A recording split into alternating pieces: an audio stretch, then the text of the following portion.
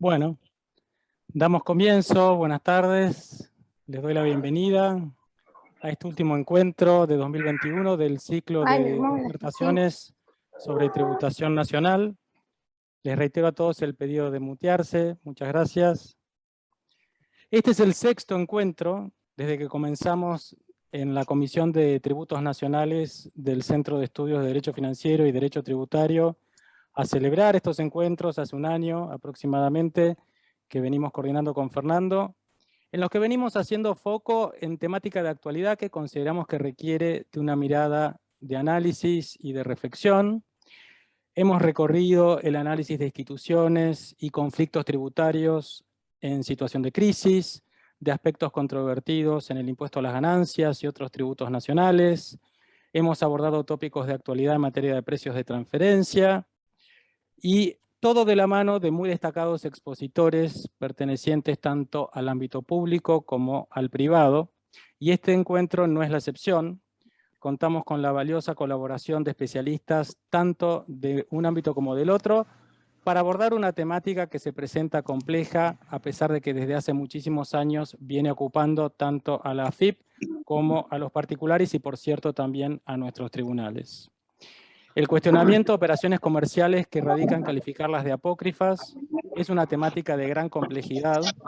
Mucho se escribió, mucho se ha decidido en el plano del Tribunal Fiscal de la Nación, de la Justicia Federal, de la Justicia en lo Contencioso Administrativo Federal y Penal Económico, con hitos incluso en fallos de la propia Corte Suprema de Justicia de la Nación, en causas muy resonadas como Bildown, Ferretti y Molinos, a raíz del impacto principalmente en el IVA, pero también en el impuesto a las ganancias y en salidas no documentadas, que tal calificación acarrea, tanto en el plano estrictamente fiscal como en el penal. El desafío, entonces, consiste en ir de la mano de los expositores con los que contamos hoy, que participan de este encuentro con suma generosidad y que nos van a brindar una reflexión sobre esta figura y ayudar a mensurar el impacto que tiene en los campos recién enunciados. Hoy también contamos con la intervención en carácter de moderadora de la doctora Atenas Caramuto.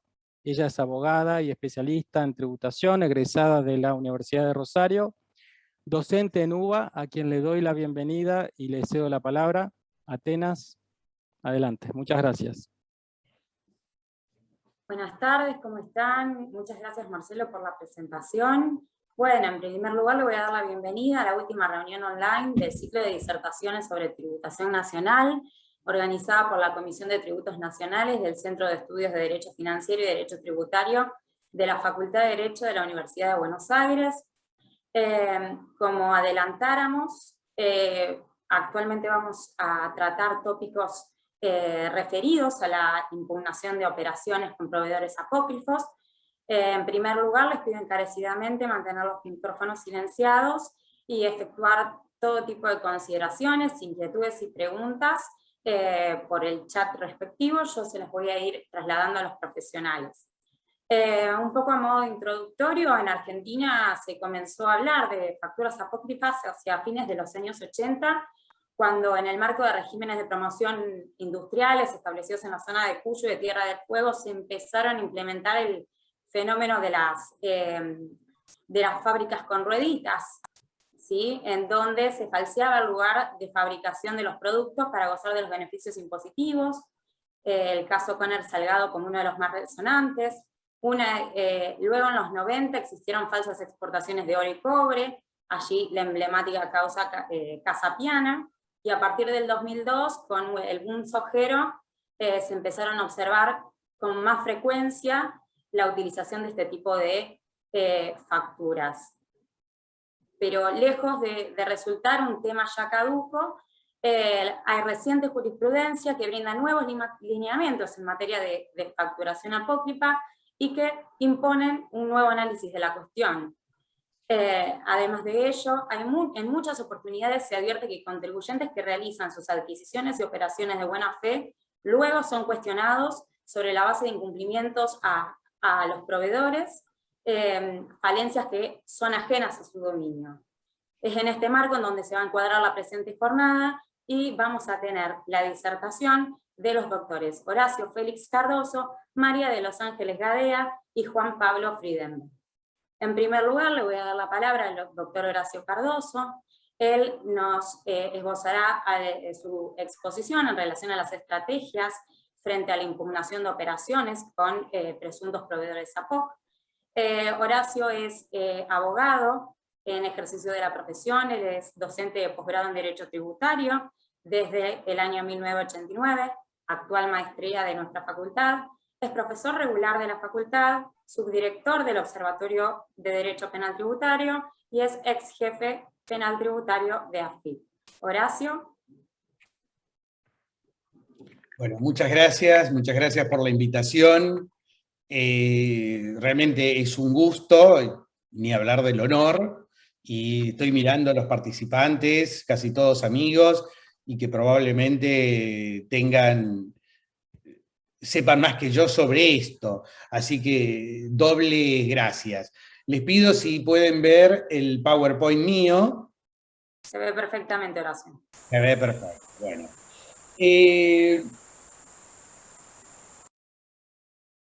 Yo había puesto esto como un subtítulo personal, facturas apócrifas, una evasión que puede llevar a la cárcel efectiva.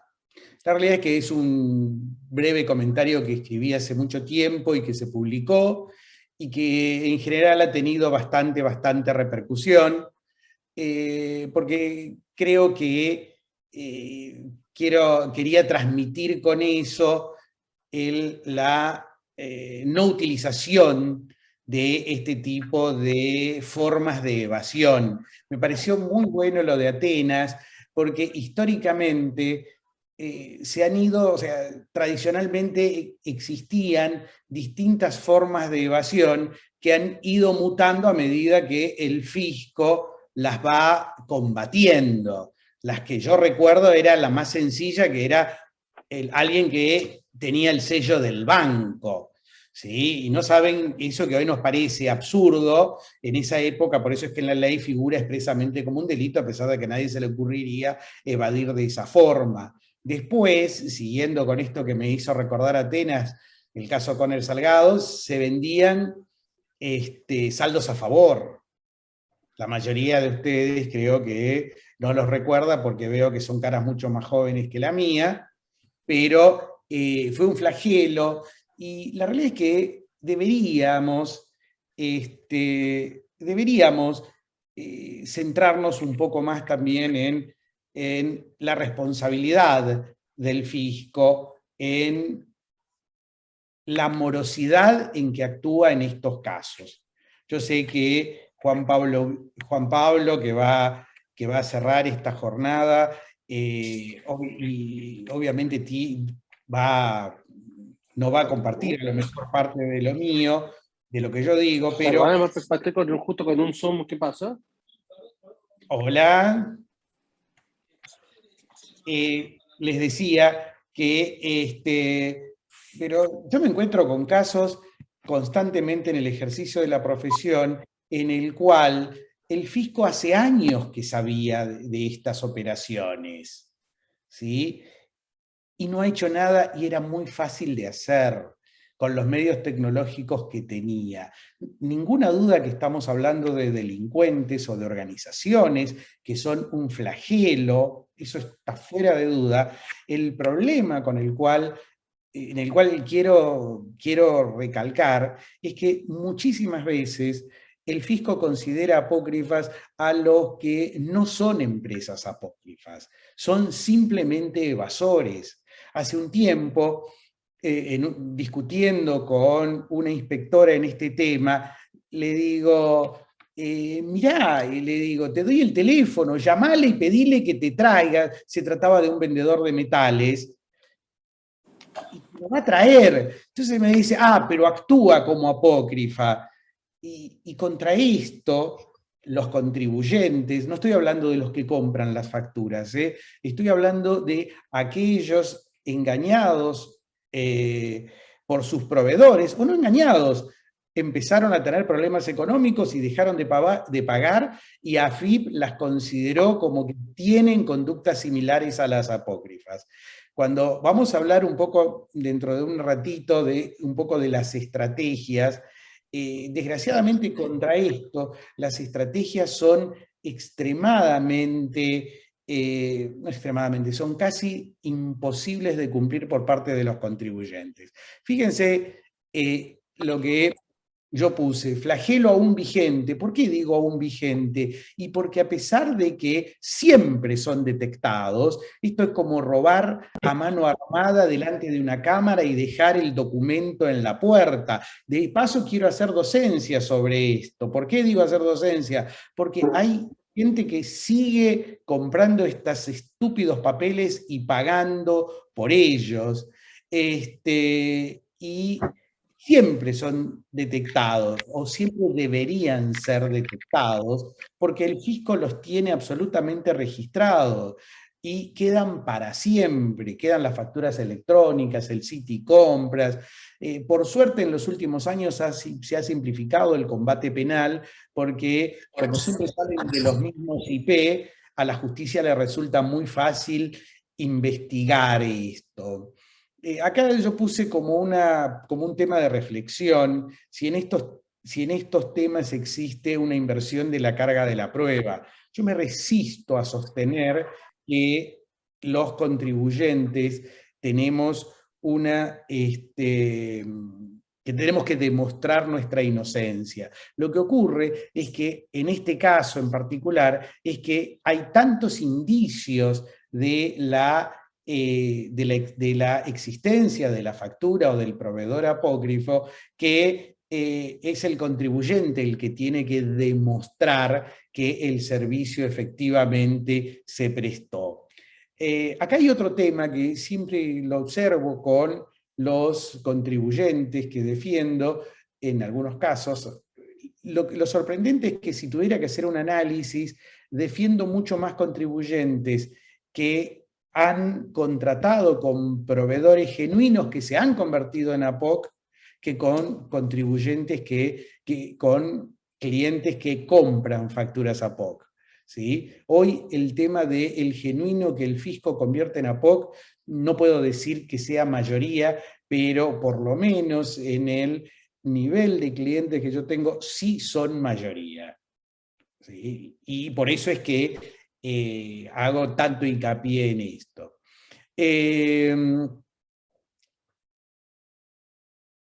Hay acá también, siempre digo, un cierto abuso por parte del fisco, porque he tenido causas penales en donde he defendido a un contribuyente que lo habían considerado APOC, y cuando en un oficio judicial se le pregunta por qué lo consideraron, AFIP alegremente contesta: porque no contestó un requerimiento. No contestó un requerimiento y lo pusieron en la base de APOC. Esto creo que también debería ser analizado, porque conspira contra la tarea del propio fisco. Cuando abusa de incorporar en la base APOC y la justicia no le da la razón, está desaprovechando o desprestigiando una lucha que debería ser constante contra las suicidas proveedoras de facturas apócrifas. Acá hay otro tema, que es que de esto se va, creo que Juan Pablo va a hacer un análisis mucho más completo que el mío, pero... ¡Ay, está mi profesor!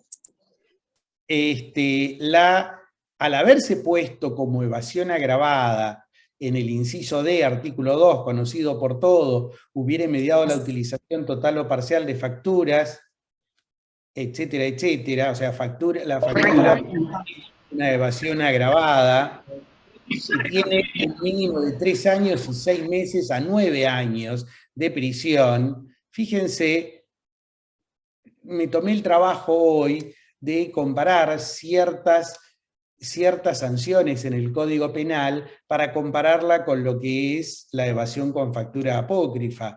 Será reprimido con prisión de 6 a 4 años el que abusare sexualmente de una persona cuando fuere menor de 3 años.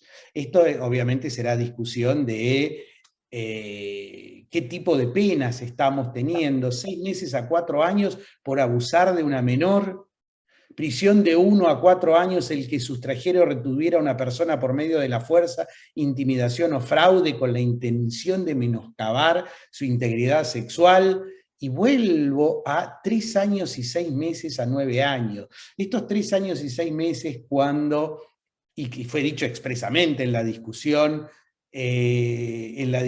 parlamentaria, el objetivo es que esto tenga un efecto tan disuasivo que nadie se atreva a utilizarla. Y la realidad es que creo que la sanción penal tiene evidentemente cierto efecto, pero yo creo que no hay ninguna posibilidad de que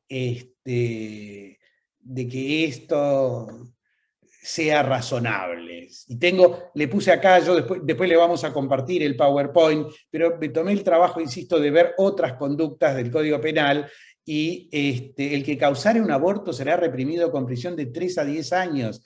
El mínimo acá es menor que evadir si obrare sin consentimiento de la persona gestante. Bueno,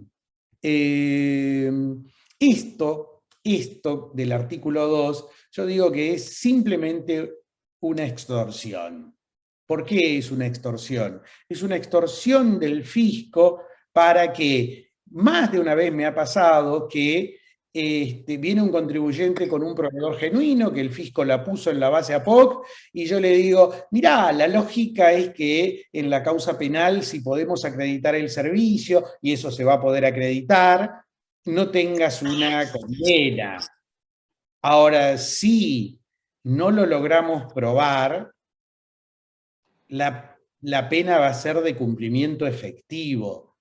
Yo digo que esto es una extorsión, ¿por qué? Porque creo que ninguno de mis clientes aceptó discutir esto cuando aparecen moratorias o algo y se allanan directamente, ¿sí? El día que en la Argentina, ojalá algún día ocurra, no existan más moratorias y blanqueos, todo esto tiene que ser replanteado, porque insisto, este artículo 2 es una de facturas apócrifas, es una extorsión. Ninguna duda que el fisco simplifica su tarea, ¿sí? En vez de perseguir a un contribuyente evasor, probablemente insolvente, se dedica, que ha desaparecido, se dedica a perseguir al contribuyente que todavía está en actividad y que en general es solvente. Lo que he observado en los últimos tiempos es que, porque ya las empresas, por lo menos las empresas importantes y ordenadas, ya no caen más en los proveedores apócrifos importantes, por montos importantes, y entonces tenemos previstas y vistas por montos relativamente bajos. ¿Por qué? Y porque, qué sé yo, un caso real, el proveedor de hilos que servía para una parte del proceso productivo y que en todo el año le habremos comprado, no sé, 2 millones de pesos, AFIP lo puso en la base APOC. ¿Sí? Y sale la moratoria, desgraciadamente, cuando... Y creo que esto es, y vuelvo al tema de la simplificación de la tarea. Este era un proveedor genuino que tuvo pagos, que tuvo empleados, y un día dejó de pagar porque tuvo problemas económicos. Te pido, Atenas, que cuando esté a 5 minutos me avises. Sí, tranquilo, gracias. Como todo varón, no puedo hacer 2 cosas a la vez. Pensar, hablar y además controlar el reloj. Cuando hablamos de estrategias, yo siempre planteo diferenciar las áreas que intervienen. La segunda cosa que tenemos que diferenciar es si es ley penal tributaria o no. ¿Por qué digo diferenciar las áreas que intervienen?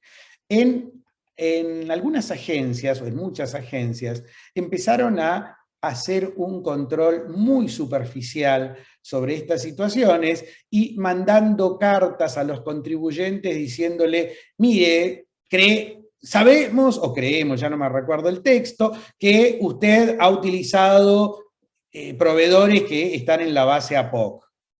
le recomendamos rectificar sus declaraciones juradas. En general, esas, viene mi cliente y me dice, yo no uso proveedores APOC, ¿qué hago? No hay que darle importancia. En una etapa de inspección esto cambia. La otra cosa que cuando tenemos este tipo de situaciones, hoy he tenido una consulta sobre este tema, es distinguir si es ley penal tributaria o no. ¿Por qué hago esta distinción? Esta distinción no es una distinción técnica o jurídica, pero a los efectos de la defensa de los contribuyentes, cuestionar esto, especialmente, por ejemplo, hoy que está vigente una moratoria aún no reglamentada, ¿vale la pena, aún considerando que tengo razón, discutir cuando el riesgo es una causa penal con los costos que esto implica? Queda claro que esos costos en su gran mayoría son honorarios de abogados, pero también son mala sangre por parte del contribuyente, preocupaciones, incertidumbres. Entonces, esto hace que el consejo sea distinto. Hoy, habiendo vigente una moratoria, casi todo el mundo le digo, mirá, ninguna duda de que por más que tengas razón, te conviene regularizarlo. Y vuelvo al concepto que había dicho antes de la extorsión.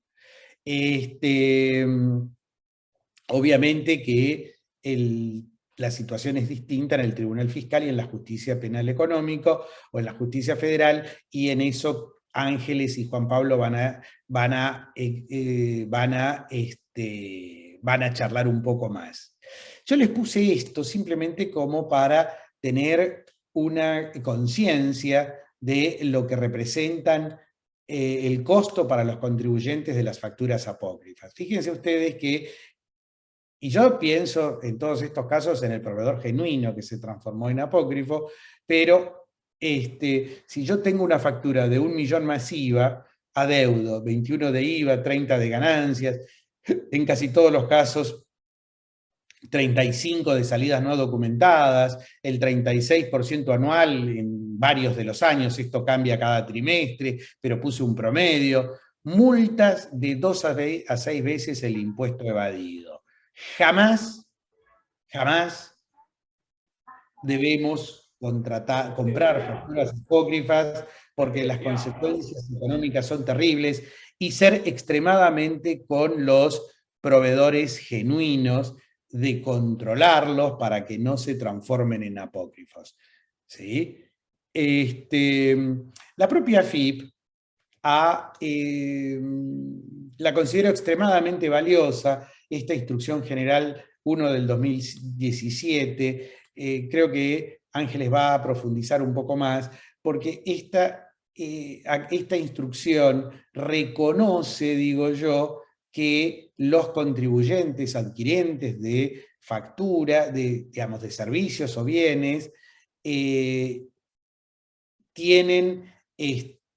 pueden ser adquirentes genuinos. ¿Sí? Y entonces se pone para evaluar por parte de las áreas de AFIP si corresponde hacer una denuncia penal o simplemente hacer un sumario por el artículo 46, multa de 2 a 6 veces, o del 45. No voy a, les puse acá parte de los textos, pero creo que esto va a avanzar un poco más, Ángeles. Fíjense lo que dice expresamente: analizar la conducta del contribuyente, si fue negligencia o ilícito, más allá del ajuste impositivo. Para FIP, el ajuste impositivo corresponde siempre. Algunas áreas con buen criterio, cuando tienen certeza de que el bien o el servicio se prestó, se adquirió, en las determinaciones de oficio ya no nos hacen determinaciones por ganancias y salidas no documentadas. Sería interesante que AFIP unificara este criterio, porque hay regiones que sí lo hacen y regiones que no lo hacen. Creo que el contribuyente, teniendo en cuenta que, insisto, no el que compró las facturas, sino aquel que fue engañado por un contribuyente evasor, creo que tiene derecho a que exista una regla general y no que dependa del domicilio en donde está inscripto. El tema de salidas no documentadas es un tema que voy a referirme un poco más al final, porque quiero avanzar en unos temas. Horacio, Sí. disculpa que te interrumpa, era para avisarte que 5 aproximadamente minutos. en 5 minutos deberías concluir. Entonces, voy a, fíjense, acá voy a pasar un poco más, igual Ángeles se va a detener en algunas de estas cuestiones, así que quédense tranquilos. Yo quiero pensar un poco en cuáles serían las recomendaciones. Y soy plenamente consciente de que estas recomendaciones no son aplicables para todos los contribuyentes, ¿sí? Yo utilicé acá, esta filmina es una charla que di hace muchísimos años, y sigo sosteniendo, le puse, yo decía siempre, conozca a sus proveedores, ¿sí? Esto lo tomé obviamente del combate al lavado de dinero, para no ser víctima de los proveedores apócrifos. Hoy está de moda y me parece admirable, hoy le han dado el nombre de compliance tributario. Entonces, ¿qué es lo que yo le recomiendo a los clientes para no ser víctimas de estos proveedores apócrifos?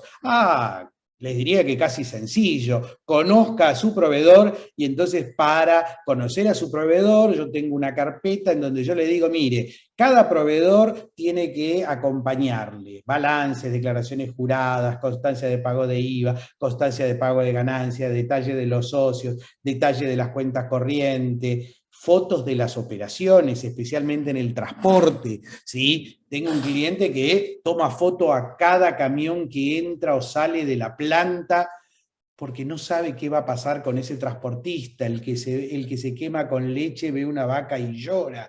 Claro,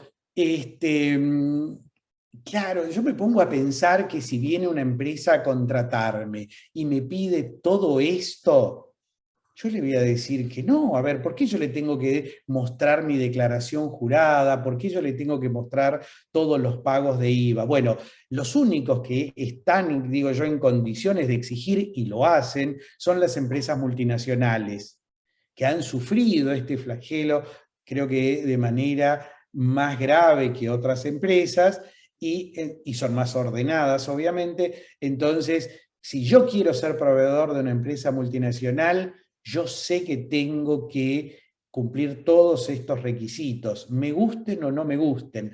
A un cliente una vez de estas características le pregunté qué efectos tenía después que yo recomendé esto, y me dice, y nos salió mucho más caro los servicios. ¿Por qué? Porque la mayoría de los proveedores no pueden o no quieren cumplir esto. Y yo soy consciente, a mí tampoco me gustaría mostrarle todas estas cosas a mis clientes. Entonces, esto sirve en general para las empresas que tienen un poder de negociación muy importante. Un tema que lo pongo como recomendación ya procesal cuando ya estamos en esta situación es siempre, obviamente, pedir la vista del expediente, y pedir la vista del expediente que generó que lo incluyan a ese contribuyente como APOC.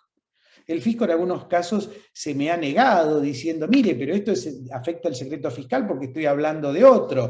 Y yo le digo, miren, ustedes dicen que por aquello yo necesito ver para defenderme, ¿sí? Y así he encontrado, le insisto, algún caso en el cual no contestó un requerimiento y me pusieron en la base APOC. En otros casos dicen, miren, a pesar de que tiene empleados, a pesar de que tiene una facturación importante, en este caso, como usted no tiene capacidad económica, lo incluimos en la base APOC. Entonces es un contribuyente que tiene actividad, que tiene bienes, que tiene, y me reclaman a mí.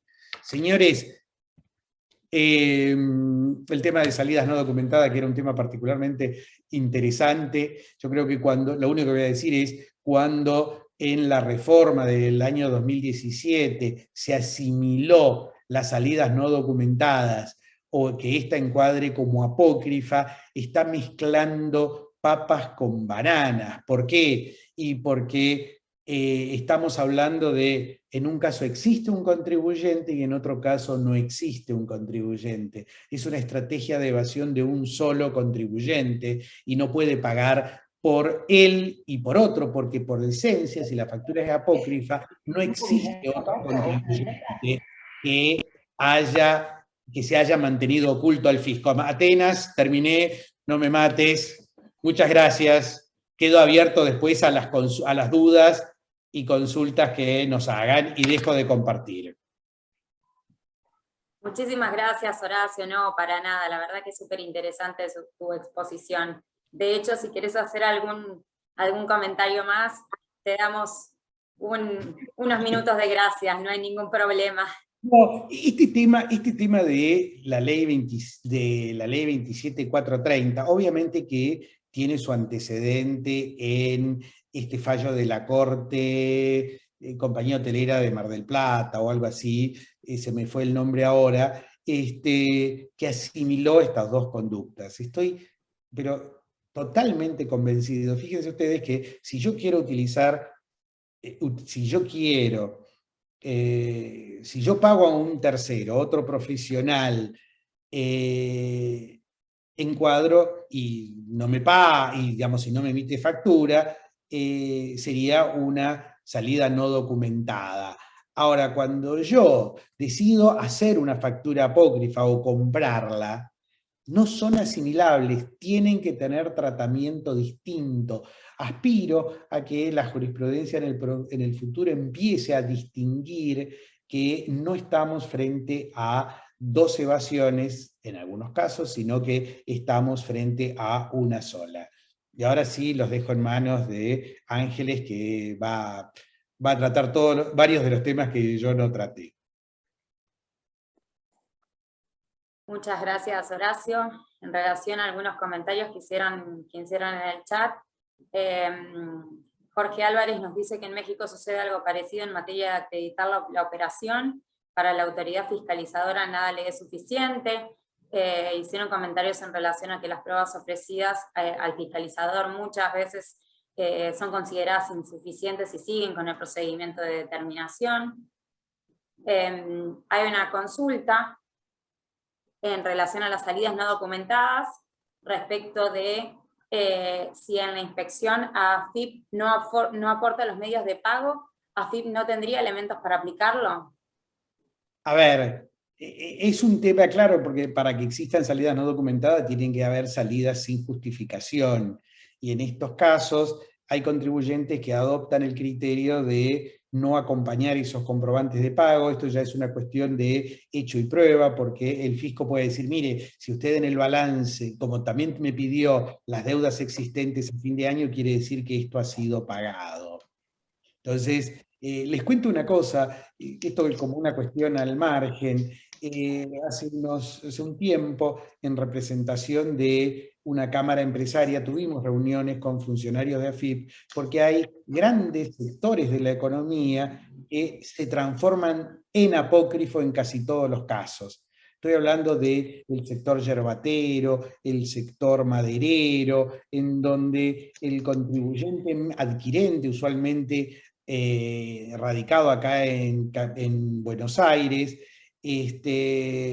va y mira, o sea, le traen la madera, toman nota del camión, etcétera, y resulta que poco tiempo después el aserradero o el secadero de yerba desaparece.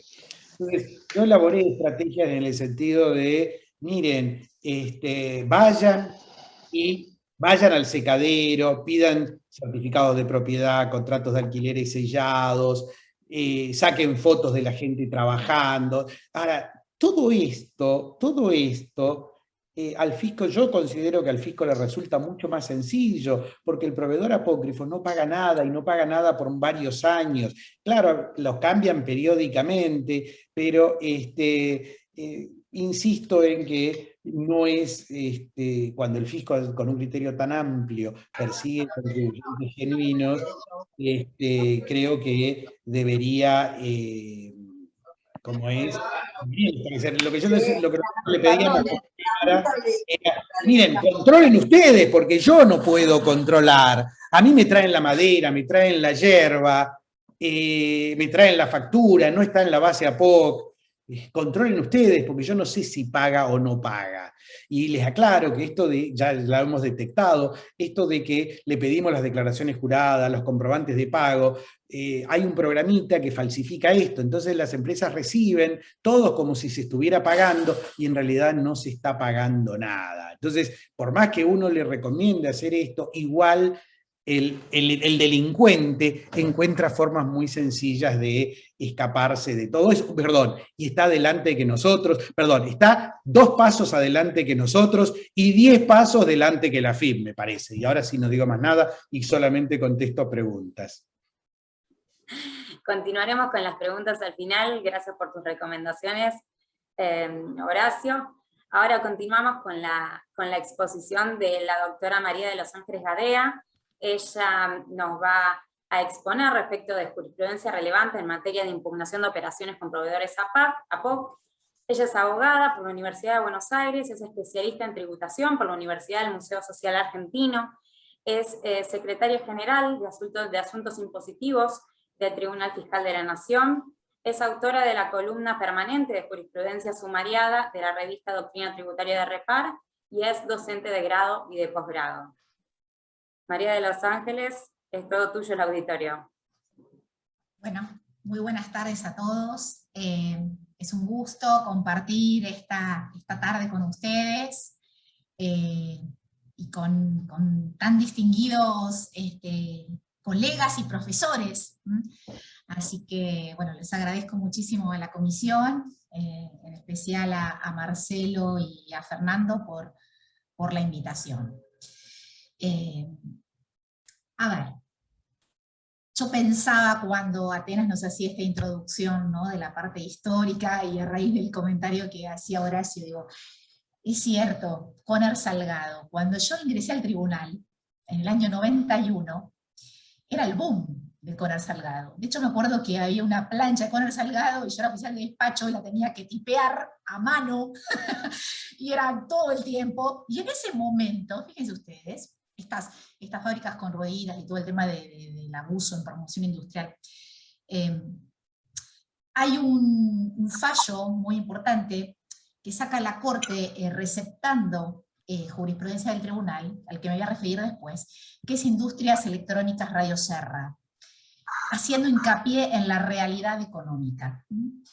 Pero es cierto, hemos tenido diferentes momentos históricos y el tema de lo que ha sido a partir del 2002, 2003, la ampliación de mercados alimentarios, China, India, ha hecho que el tema de commodities y de venta de granos explotara, y ahí ha aparecido todo el tema de lo que es la devolución de créditos fiscales IVA por este tipo de operaciones impugnadas, donde AFIP ha detectado realmente algún tipo de situaciones de abuso y de evasión.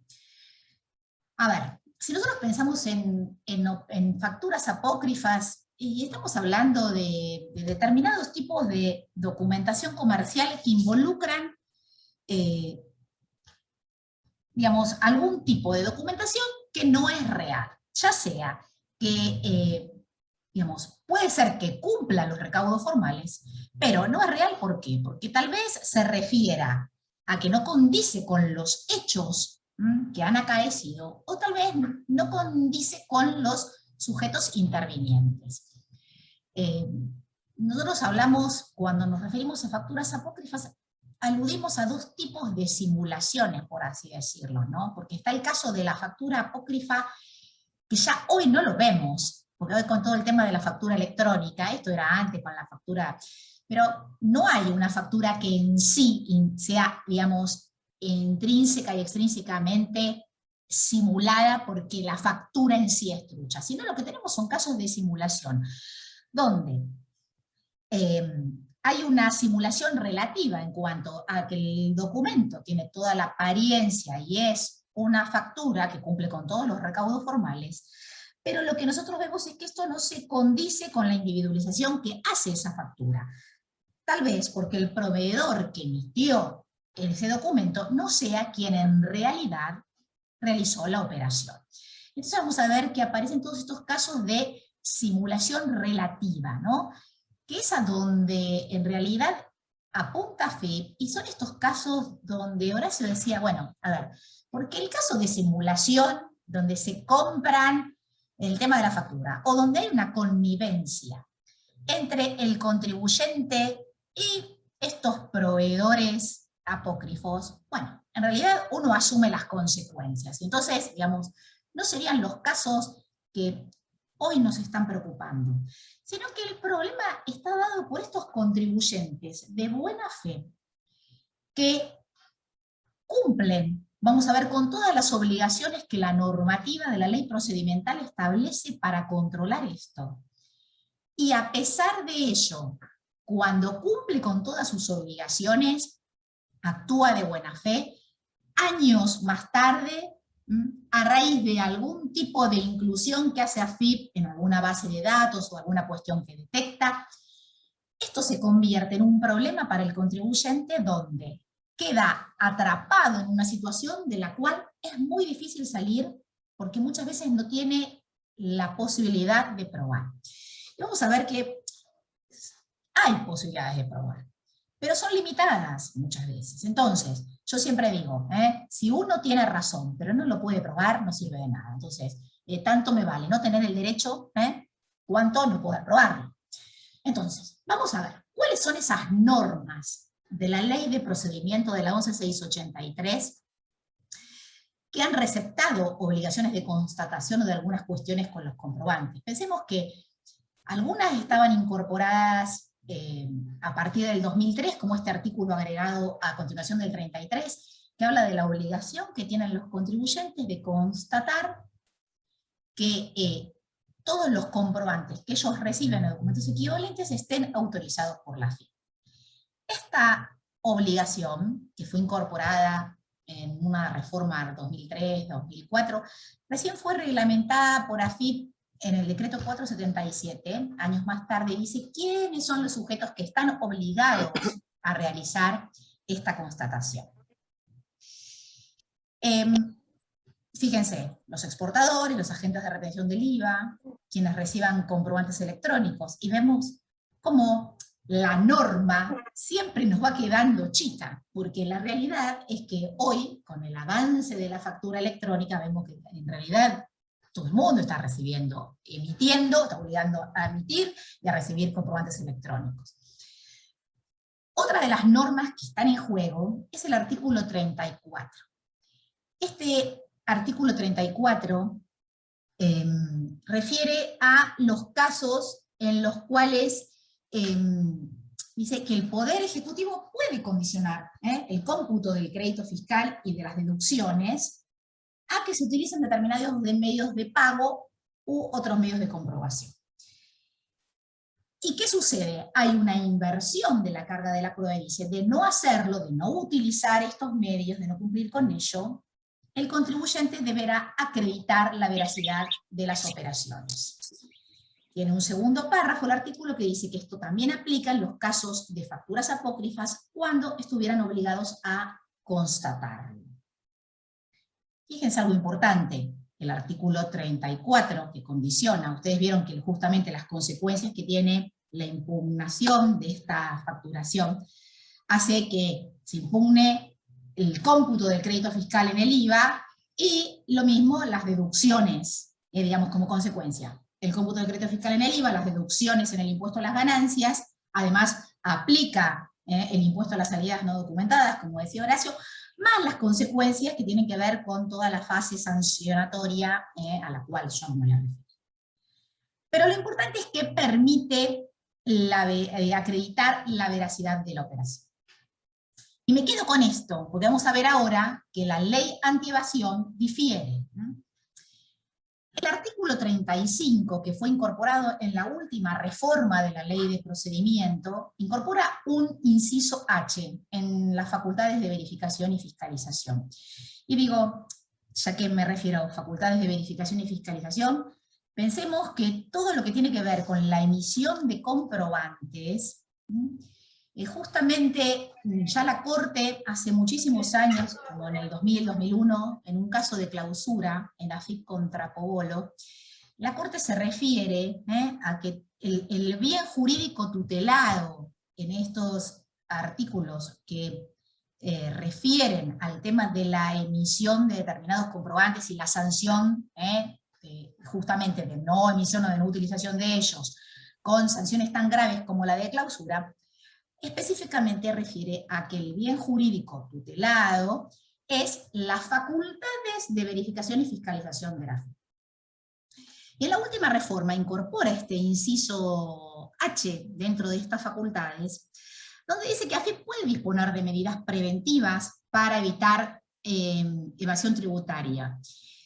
Estas medidas preventivas respecto de la autorización para la emisión de comprobantes y la habilidad de los documentos para otorgar créditos fiscales o para respaldar las deducciones, en definitiva, ¿a qué apuntan? ¿O cuál es el acto que realiza AFIP en este sentido? Es la inclusión en las bases APOC, pero específicamente en función de este artículo, lo que hace es suspender o dar de baja a la quit del contribuyente, con sustento en este artículo.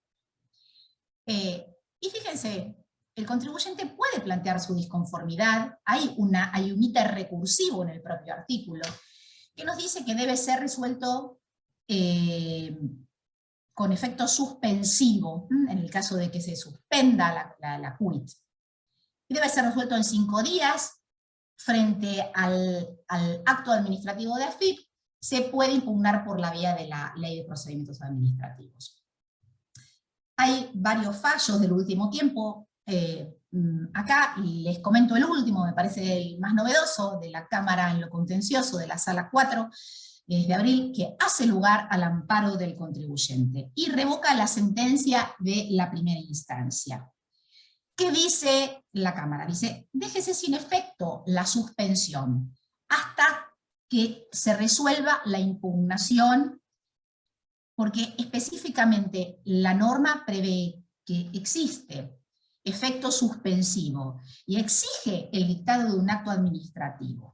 Por lo tanto, al haber suspendido sin expedirse, AFIP recurrió a las vías de hecho.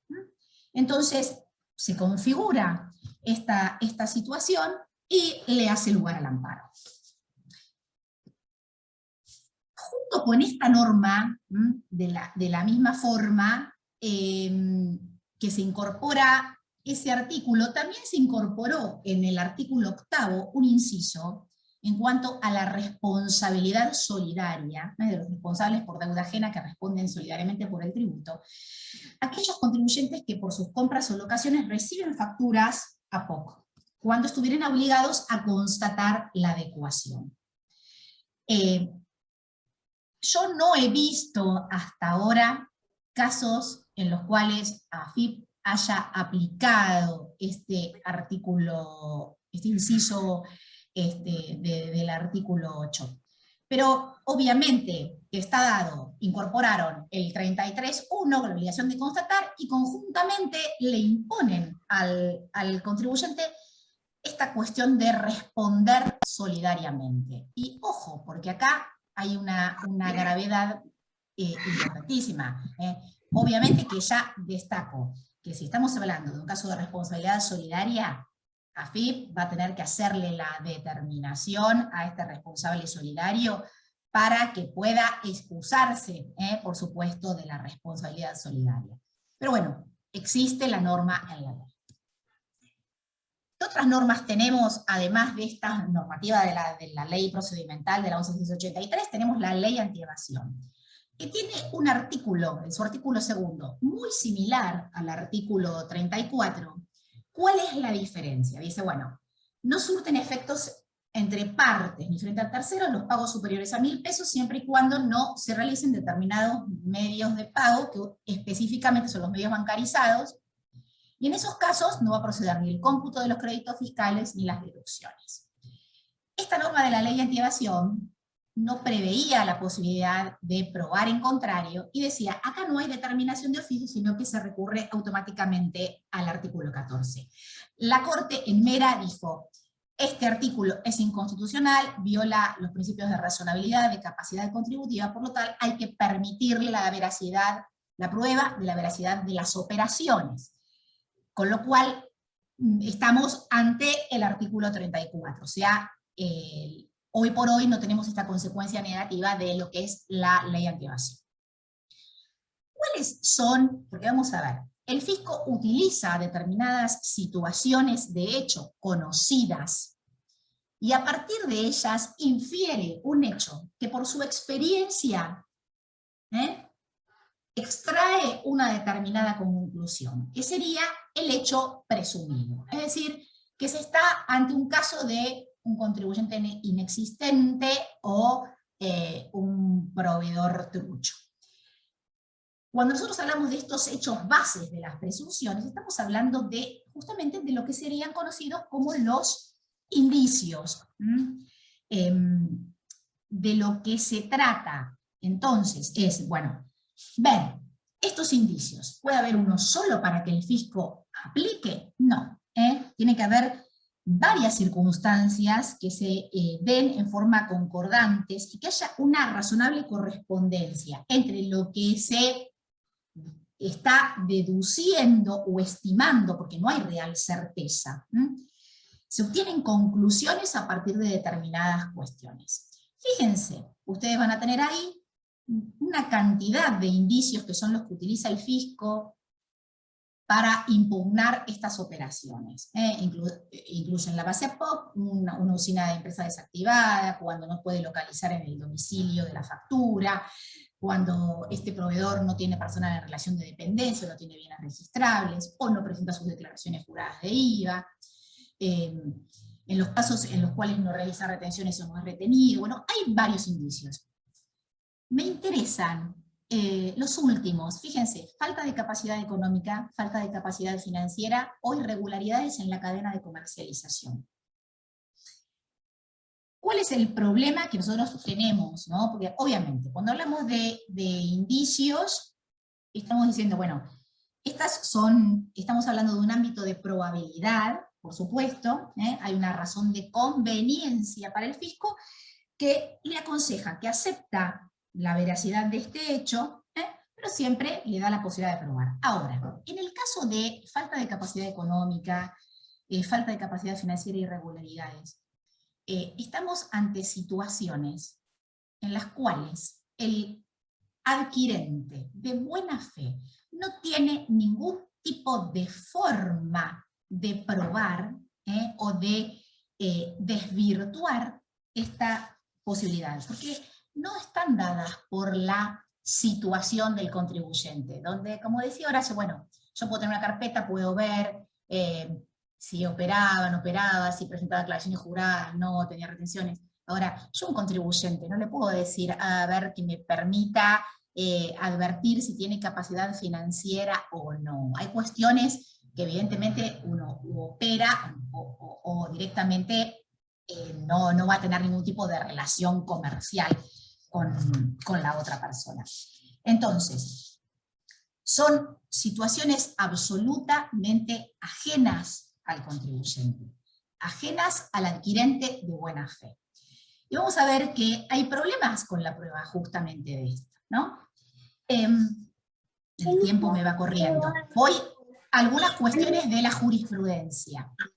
Como yo hoy les decía, digo, fui cronológicamente con determinados fallos que me interesa destacar, vamos a alguno, para profundizar un poquito más, algo más nuevo, pero ya desde el año 91, como les decía hoy, haciendo hincapié en lo que es la realidad económica de si existió o no la operación, la Corte se expide en Industrias Electrónicas Rayo Serra.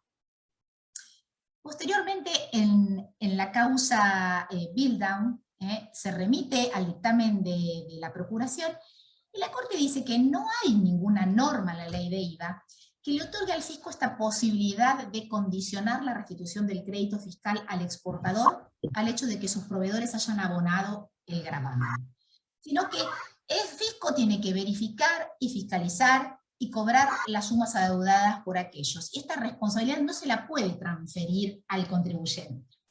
A ver, vamos a tener dos tipos de fallos aquellos en los cuales se rechaza el cómputo del crédito fiscal y se le exige el IVA al contribuyente, y aquellos en los cuales lo que sucede es que se le deniega la restitución del IVA exportador, como sucedió en este caso de Billdam.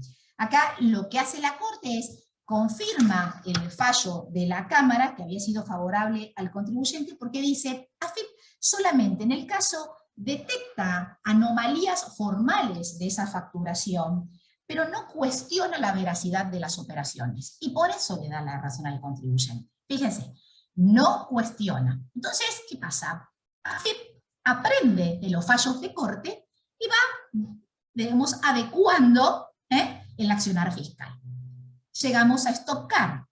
Entonces, la Corte avanza un paso más y dice, el cumplimiento de las formalidades no asegura que no se impugnen las operaciones cuando tenemos indicios graves, precisos, consistentes.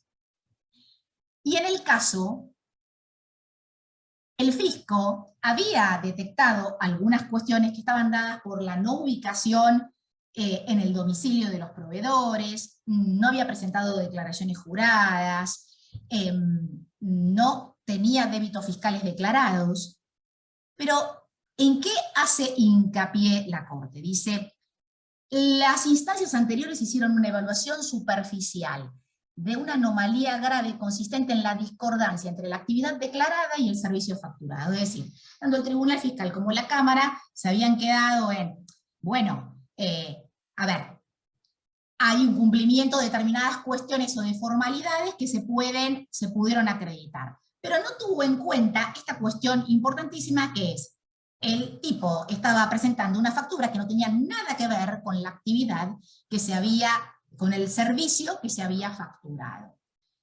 Por lo tanto, él le da la razón al fisco.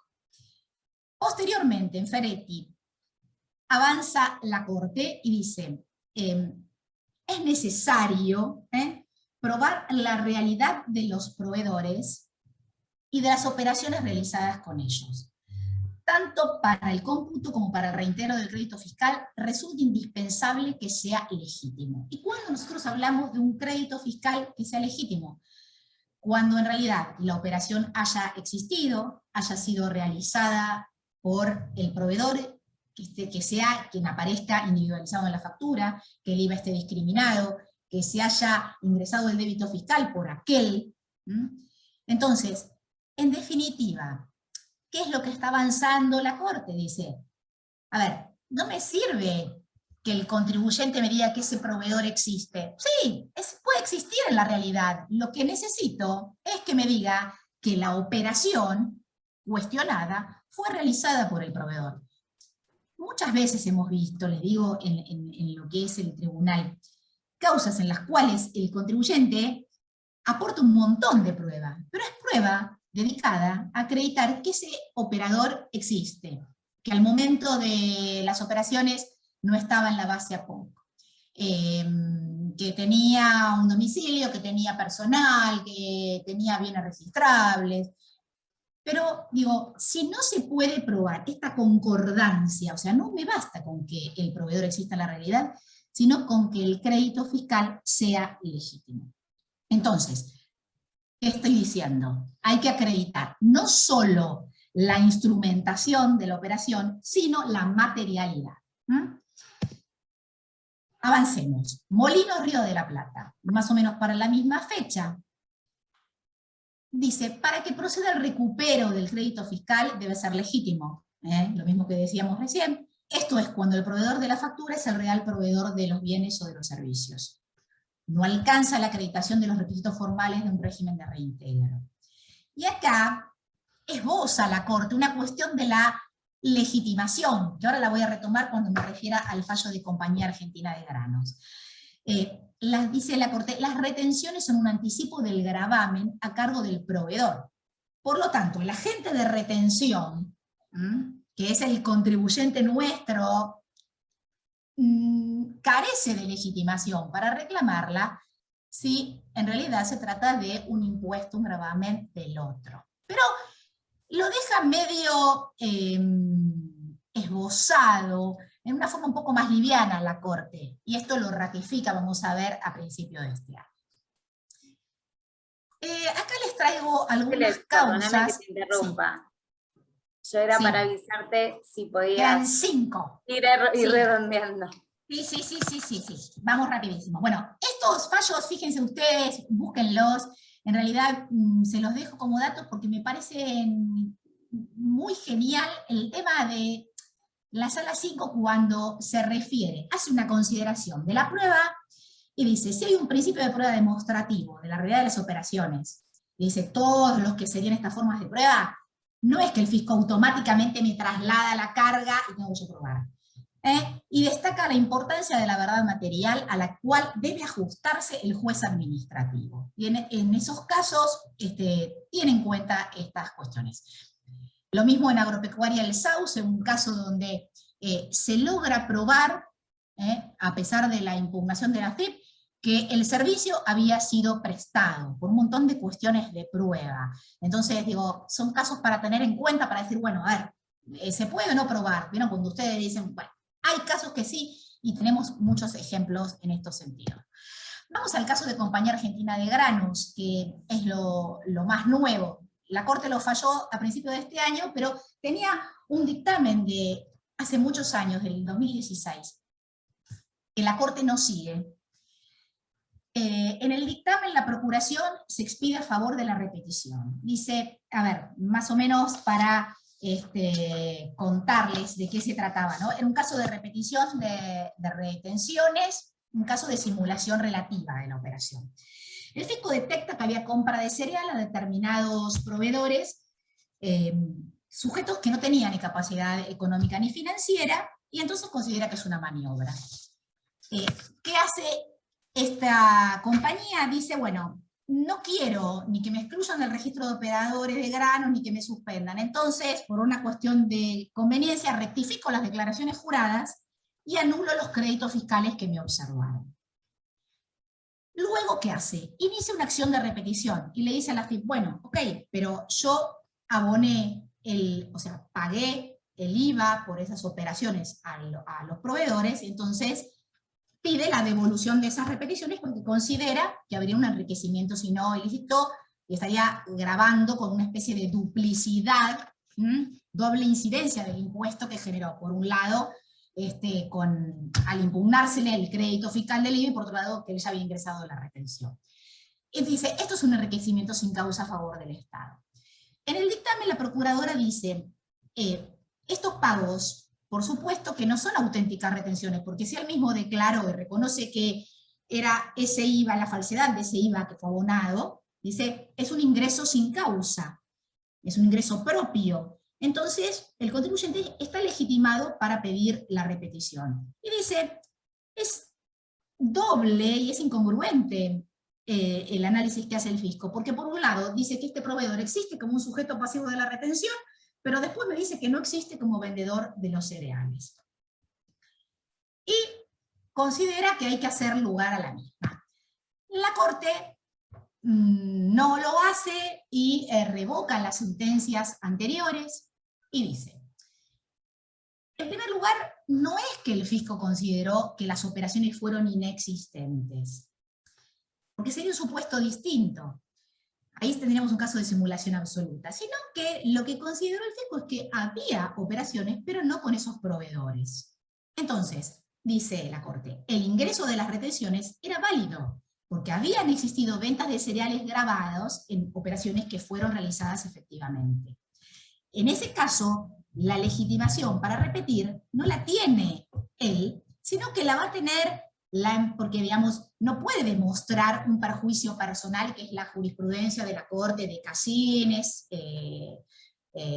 argentinos de la OIT, o sea, donde habla de quién está legitimado para repetir, que debe demostrar el perjuicio personal. Acá dice, el IVA ingresado fue retenido del precio que pagó por la compra de los granos. Entonces, no hay un enriquecimiento del Estado, porque nada impide que en algún momento aquel que fue el real vendedor, el proveedor que realizó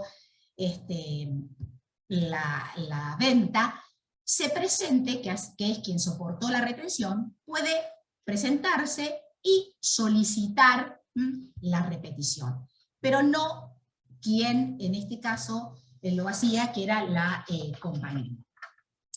Me parece que es un caso importante para que nosotros tengamos en cuenta. A ver, les dejo 2 fallos respecto al tema de blanqueo, que acá se habló, y de los regímenes de moratoria. La Corte se ha expedido el año pasado y este año con respecto a 2 leyes de regularización en el mismo sentido, que han liberado del IVA, que se emitió a declarar a la persona que exteriorizó los fondos y que pagó el impuesto especial. Porque, ¿qué dice la Corte? En estas leyes no se distingue si se originan en débitos genuinos o en créditos fiscales que fueron impugnados por facturas apócrifas. Entonces, para cerrar, a ver, ¿qué sucede con el cómputo de retenciones en estos casos de simulación relativa, que son los que me preocupan, adquirentes de buena fe? Lo que dice la Corte en Compañía Argentina de Granos es, señores, alguien tiene que pagar. Es cierto que usted me está diciendo que esa operación no existió, pero alguien tiene que pagar. Y si yo no puedo localizar a quién es el real proveedor, bueno, en realidad va a pagar usted, que es el adquirente de buena fe. Entonces, acá es donde me preocupa un poco esta cuestión donde el fisco no puede quedarse, ¿no? Tiene que avanzar un poco más.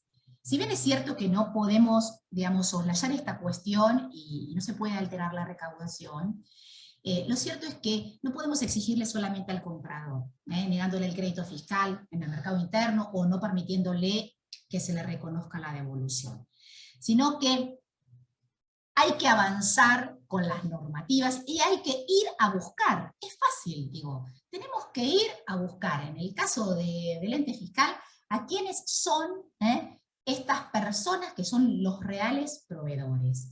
Porque si no vamos por la fácil, que es voy como cuando recauda, como el agente de retención y percepción. Entonces, no es un buen argumento esta cuestión de alguien tiene que pagar, que lo han dicho así con todas las letras. Por otro lado, que algo ya dijo Horacio, ¿no? Esta cuestión de consideremos o hay que conocer al proveedor. A ver, yo no me dedico, toda mi vida he trabajado en lo que es la, digamos, la parte pública, ya sea en el tribunal fiscal o muchas veces que he pasado por AFIP. Lo cierto es, hay un contratante de buena fe, que es el que me preocupa hoy, y que debe considerar, ¿vieron cuando nosotros hablamos del buen hombre de negocios, del buen padre de familia? Bueno, yo en lo tributario agregaría una nueva categoría, que es la del buen proveedor. Bueno, vamos a tener que empezar a ver cuáles son las condiciones que hacen a quién es un buen proveedor para no correr todas estas consecuencias disvaliosas, ¿no?, llegado el caso. Y por supuesto, hacer hincapié en que se busquen medidas que castiguen el uso de estas facturas apócrifas para los reales responsables de este tipo de operaciones, y no tratar de ir por una vía fácil a conseguir que sea el contribuyente adquirente de buena fe quien realmente se tenga que hacer cargo de una cuestión que por supuesto no le corresponde. Si vamos a la verdad material de la justicia tributaria, debe pagar quien realmente es el obligado al pago y no cualquiera o alguien tiene que pagar. Bueno, muchas gracias. Después, si quieren, vemos más preguntas o lo que sea que podamos avanzar. Muchísimas gracias, doctora. La verdad que es súper interesante, sobre todo los precedentes que fue enunciando. Ahora le toca dar su exposición al doctor Juan Pablo Friedenberg. Él nos va a exponer respecto del monto evadido en la jurisprudencia penal tributaria. Él es abogado, él es especialista en Derecho Tributario, doctor en Derecho por la UBA. Él es subdirector del posgrado en Derecho Penal Tributario de la Facultad de Derecho de la Universidad de Buenos Aires, es magíster en Derecho Tributario por la Universidad de Barcelona, es profesor de la materia en distintas casas de estudio, autor de varias publicaciones de la especialidad en el país y en el exterior, y vamos a tener un speech un poco más fiscalista, porque es funcionario de OFIP, actualmente director a cargo de la Dirección de Coordinación Judicial de este organismo. Así que Juan Pablo, te escuchamos. Bueno, vamos a tratar de sorprender un poquito este spoil que haces en la presentación. Primero, gracias por la invitación, tanto en términos institucionales, al Centro de Estudios de Derecho Financiero y Tributario, a los doctores Díez, Núñez, a vos, Atenas, por la coordinación, por la consideración en invitarme y hacerlo en compañía de semejantes expositores. Vamos a tratar de ver qué sucede cuando lo que muy bien explicaban recién Horacio y Ángeles, qué sucede cuando esto se traslada al ámbito penal, qué correcciones son las que ocurren, y lo voy a hacer en dos casos. ¿Se escucha bien? Sí. Lo voy a hacer a través de dos casos, de dos sentencias contrarias a los intereses de los acusadores, pero que creo que son bastante ilustrativos, primero por ser recientes y además porque son bastante ilustrativos a través de algunos principios que rigen en materia penal sustantiva y a través de algunos principios que rigen en materia penal adjetiva, fundamentalmente a través del principio de inocencia, bueno, qué adaptaciones, qué correcciones ocurren en lo que tiene que ver con la cuantificación del monto evadido en el ámbito administrativo o más ampliamente en el ámbito tributario, cuando esto es trasladado al expediente penal.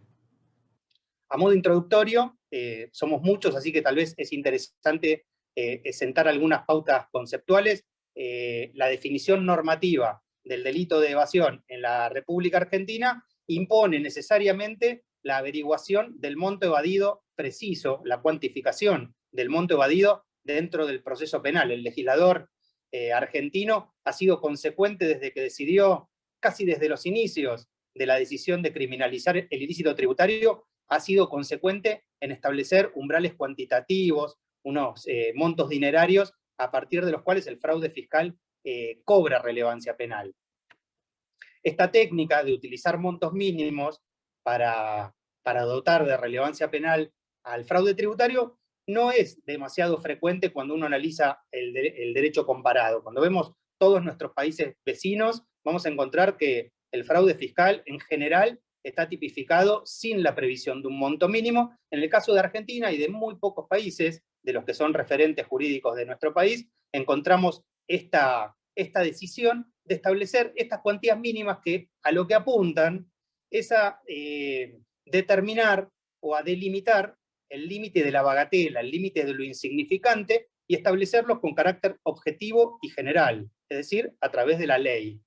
Después vamos a encontrar discusiones sobre cuál es el rol dogmático que tienen los montos. Nuestro legislador en el 2017 tomó partido por una de las posiciones, que es considerar que los montos se encuentran en la categoría de la punibilidad, pero bueno, sobre esto hay discusiones que ya son clásicas en el derecho penal tributario.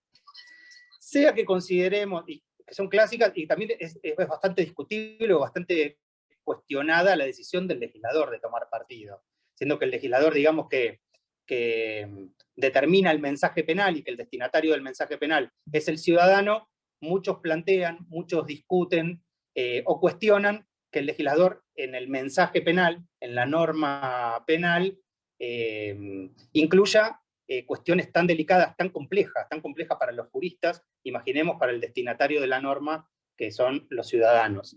Entonces, pero bueno, independientemente de eso, sea que se trate este monto mínimo de un elemento del tipo objetivo, sea que se trate de una condición objetiva de punibilidad, e incluso en todos los países como nuestros países vecinos y otros países referentes en materia jurídica que no prevén montos mínimos, vamos a encontrar que la jurisprudencia mayoritaria es conteste en requerir que en el ámbito penal sean determinados los montos evadidos de un modo preciso. ¿Para qué? En los países que tienen un monto mínimo, bueno, para establecer cuáles son los casos a priori que merecen que se ponga en marcha la jurisdicción penal. Pero en aquellos otros países, como Paraguay, como Alemania, como Chile, como todos los países mayoritariamente que no prevén montos mínimos, también la jurisprudencia exige que en el proceso penal se cuantifique el monto evadido. ¿Para qué? Bueno, el imputado tiene derecho a defenderse, tiene derecho a ejercer su derecho de defensa en su mayor amplitud, y esto implica que todas características de la conducta que se presume o que se le intenta reprochar estén definidas para que él pueda defenderse de la conducta, de la modalidad comisiva e incluso del resultado que se le pretende enrostrar.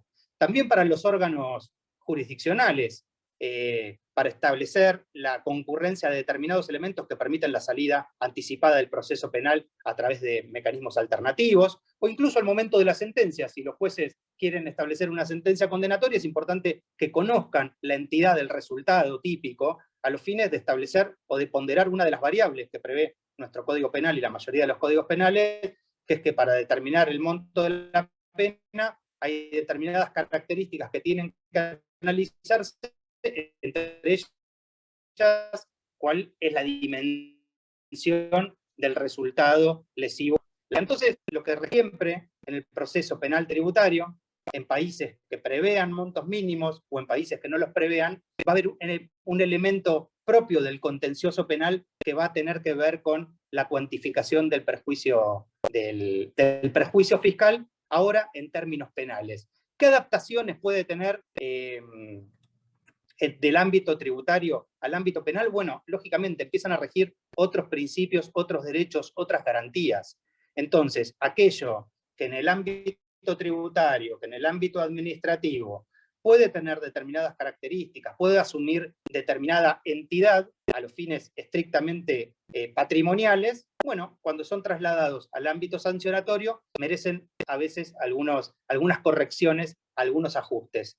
Entonces, para contradecir a Atenas, voy a señalar o voy a citar dos fallos que son interesantes, me parece, pero porque en los ajustes determinan resoluciones absolutorias o de sobreseimiento, aplicando, como les decía, principios que en el derecho penal imponen ciertos ajustes respecto de lo que era la pretensión fiscal en las determinaciones de características de nuestro régimen penal tributario a la formulación de la denuncia penal. Es decir, es un elemento que va a preexistir, que va a ser uno de los antecedentes que van a fundar la denuncia penal y que van a ser analizados dentro del proceso penal como un elemento probatorio más. Esto es lo que ha dicho nuestra jurisprudencia mayoritariamente, luego de 20 y pico años de vigencia del régimen penal tributario, está más o menos alineada la jurisprudencia en cuanto a que el expediente administrativo en general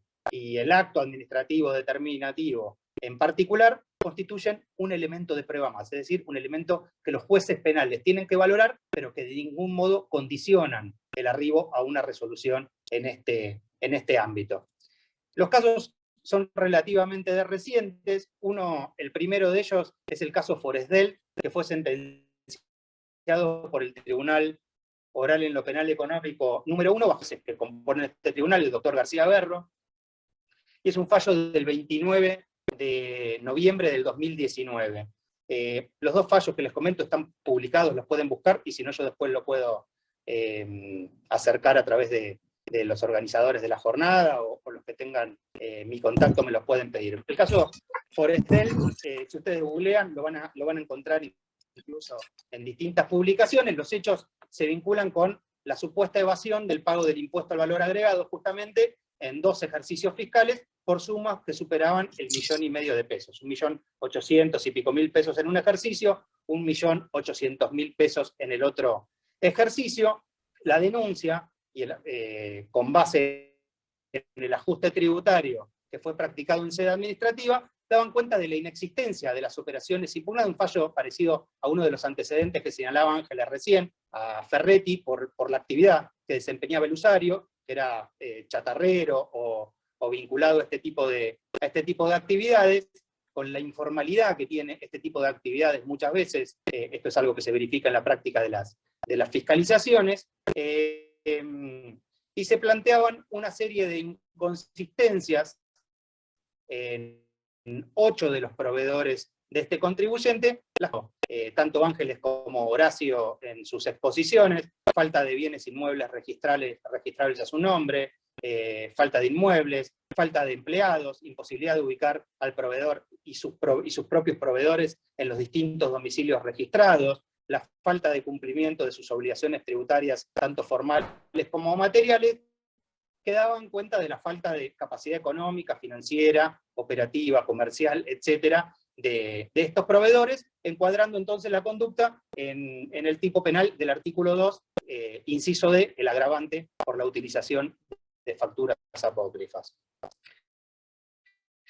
En el ámbito administrativo, durante la fiscalización, el contribuyente conformó casi uno de los proveedores, que era el más cuantioso, el que sin su concurrencia no permitía que los montos superen el 1,5 millones de pesos previsto por el régimen penal tributario. De nombre Pelosi, no importa el resto de los apellidos o el de la empresa, el nombre para ahora reiterarlo y que sepamos a quién nos referimos, este proveedor cuyos créditos fiscales habían sido ajustados por la fiscalización y que no fueron conformados por la usuaria, es este tal Pelosi. Tanto en el orden administrativo como en el orden penal, la estrategia de la defensa fue cuestionar la falsedad de este proveedor, tal como había sido planteado por la fiscalización, por la determinación de oficio y por la acusación pública y particular en el ámbito penal. La defensa ofrece como prueba distintos testimonios, fundamentalmente, que se producen en la instancia del juicio oral.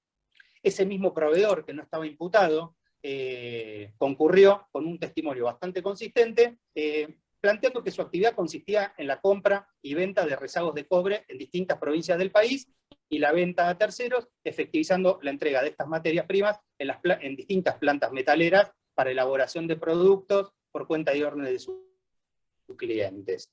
En otras testimoniales, supuestos empleados y otros clientes de este proveedor lo señalaron como un referente dentro de la actividad, que él mismo en persona era el que entregaba las mercaderías, que lo hacía con un automotor, con una camioneta, que lo hacía en persona y que hacía décadas que él era un referente dentro de la actividad como proveedor dentro de este mercado del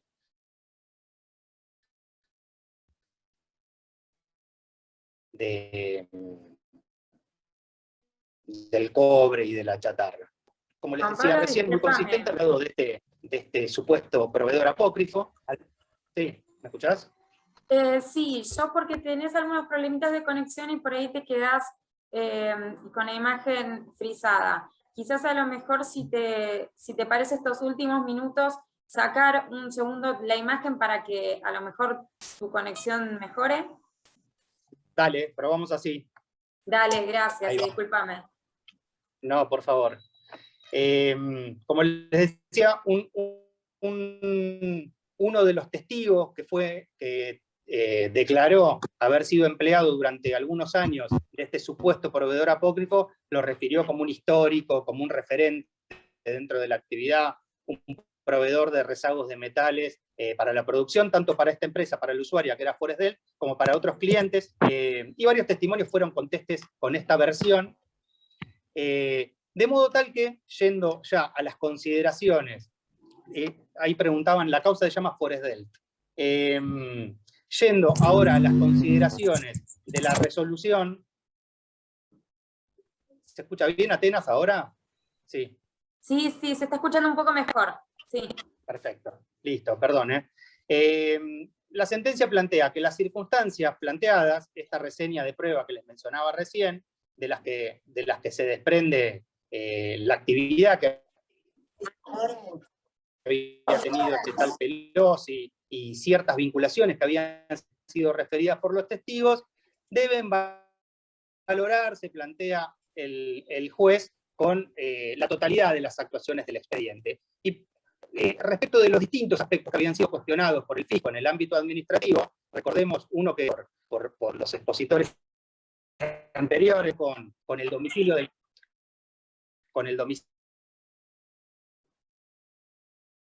del proveedor, planteó que el hecho de que se trate de una vivienda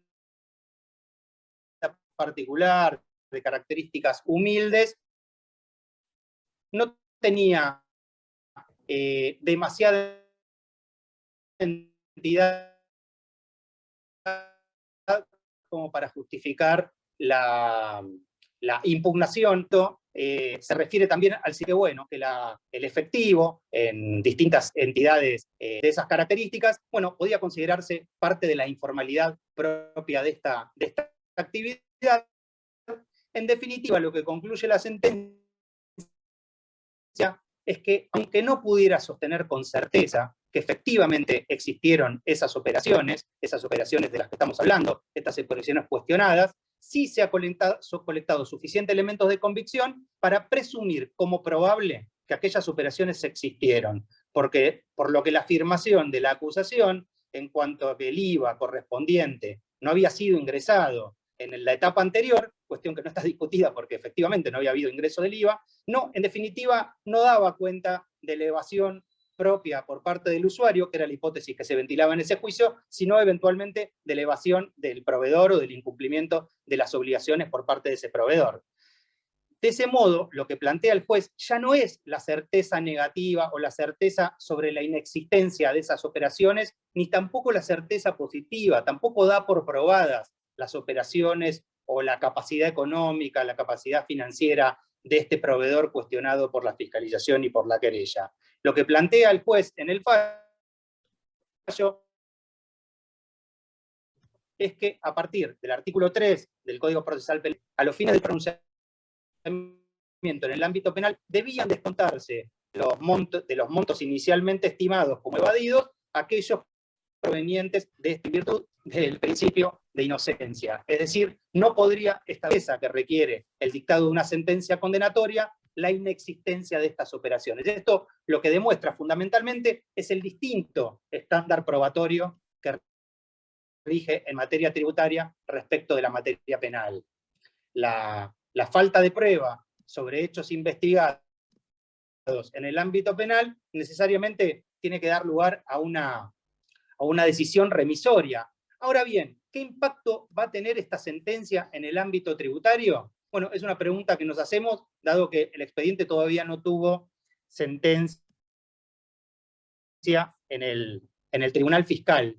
Se encuentra con apertura a prueba, pero es interesante repasar una buena cantidad de sentencias dictadas por el Tribunal Fiscal de la Nación y por la Cámara Contenciosa Administrativa Federal, en el sentido de que justamente el carácter de hechos no probados que se sientan o que se tasan en una sentencia penal no necesariamente debe ser transmitido al ámbito tributario. Es decir, no hace cosa juzgada la falta de certeza para dictar una sentencia condenatoria en el ámbito penal, por cuanto ocurre a la inversa este estándar probatorio divergente que tenemos en el ámbito penal y en el tributario. ¿Qué significa esto? Que en la instancia tributaria, a través de otros mecanismos de reconstrucción de la realidad, que son absolutamente válidos, jurídicamente válidos, bueno, tranquilamente el Tribunal Fiscal, como ha hecho en otros supuestos, como ha hecho en otros casos, en otras sentencias, puede plantearse justamente que esta falta de certeza para la reconstrucción de la realidad en el ámbito penal podrá ser suplido por otros mecanismos a través de la distinta carga probatoria, a través de las distintas estándares que rigen en materia tributaria con relación a la materia penal. ¿Venimos bien con el sonido? Más o menos parece corto un poco, pero la idea se puede apreciar bien. Bueno, me alegro. El segundo caso es otro delito, es el delito previsto en el artículo 3 del régimen penal tributario, el aprovechamiento indebido de beneficios fiscales en el caso Cargill. También antecedente de corte que mencionaba recién Ángeles, o con otros antecedentes que mencionaba recién Ángeles, el fallo o la resolución es del juzgado en lo penal económico número 10 y es de febrero del año 2017. Este caso es interesante porque en lugar de ajustar la pretensión fiscal en razón de los distintos estándares probatorios que pueden entenderse vigentes en materia administrativa o en materia tributaria con relación a la materia judicial penal, Acá lo que se plantea es una corrección en base a principios de naturaleza sustantiva, en razón del análisis sobre la efectiva lesión o sobre la efectiva afectación al bien jurídico. Los hechos consisten, bueno, en un caso típico en materia de exportadores de granos, como mencionaba Atenas en la introducción, una de las grandes fuentes de casos de antecedentes asociados a la utilización de facturas apócrifas y también en las exposiciones precedentes, la solicitud de reintegro de créditos fiscales de IVA por exportaciones de cereales durante distintos ejercicios, respaldados en facturas que fueron consideradas apócrifas por el Fisco Nacional. El origen de las impugnaciones por parte del Fisco, en estos casos, como es habitual, se ciñe exclusivamente a que los emisores de las facturas de las operaciones cuestionadas no serían los verdaderos vendedores de las mercaderías, sin que se objete la existencia de las adquisiciones propiamente dichas, dado que las mercaderías físicas se encontraban acreditadas en cuanto a su existencia, su circulación y luego su exportación. El Juzgado Penal Económico número 10, en su resolución, que adelanto es de sobreseimiento, pondera justamente que las conductas denunciadas e investigadas no demostrarían la existencia de una afectación al bien jurídico protegido por el artículo 3 del régimen penal tributario en la medida exigida por esa norma, porque se trató de la percepción del recupero, del reintegro del impuesto al valor agregado, que en definitiva, a través de las retenciones oportunamente practicadas, habían sido ingresadas casi en su totalidad al Fisco Nacional, y tales ingresos no habían sido objeto de un pronunciamiento por parte del organismo. Lo que plantea el juzgado es que, tratándose de un delito de resultado lesivo, aquel no podía, en el caso, considerarse perfeccionada cuando la lesión al bien jurídico protegido no se había producido en la dimensión exigida por la norma penal. Recordemos, de nuevo, los montos mínimos previstos para la punibilidad de esta conducta. Por este motivo, observó que la exportadora, quien había aprovechado estos reintegros, al haber retenido a los vendedores una fracción, o en algunos casos la totalidad del IVA que gravaba aquellas ventas o aquellas compras en cabeza de la exportadora, y que los montos habían sido ingresados al organismo fiscal en su totalidad, entendió que, bueno, no se encontraba acreditado este elemento, este monto mínimo previsto para la punibilidad del aprovechamiento indebido, tomando en cuenta, en definitiva, la totalidad de la operatoria y del daño que esta operatoria había producido al Fisco Nacional. Entonces, descontando los montos que habían sido ingresados a través de las retenciones efectuadas e ingresadas, bueno, los montos quedaban por debajo de aquellos previstos para la punibilidad de la conducta. Este fallo creo que omite algunas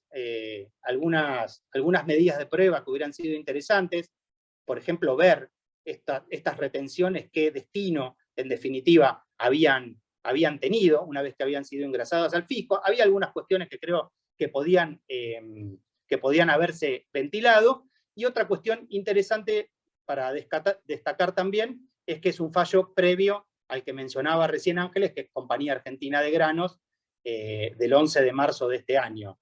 Con esto no quiero decir que la solución variaría después de Compañía Argentina de Granos, porque lo que plantea ese fallo de la Corte es que no hay legitimación, en cierto modo, por parte del agente de retención para repetir fondos que fueron ingresados por cuenta y orden de otro contribuyente.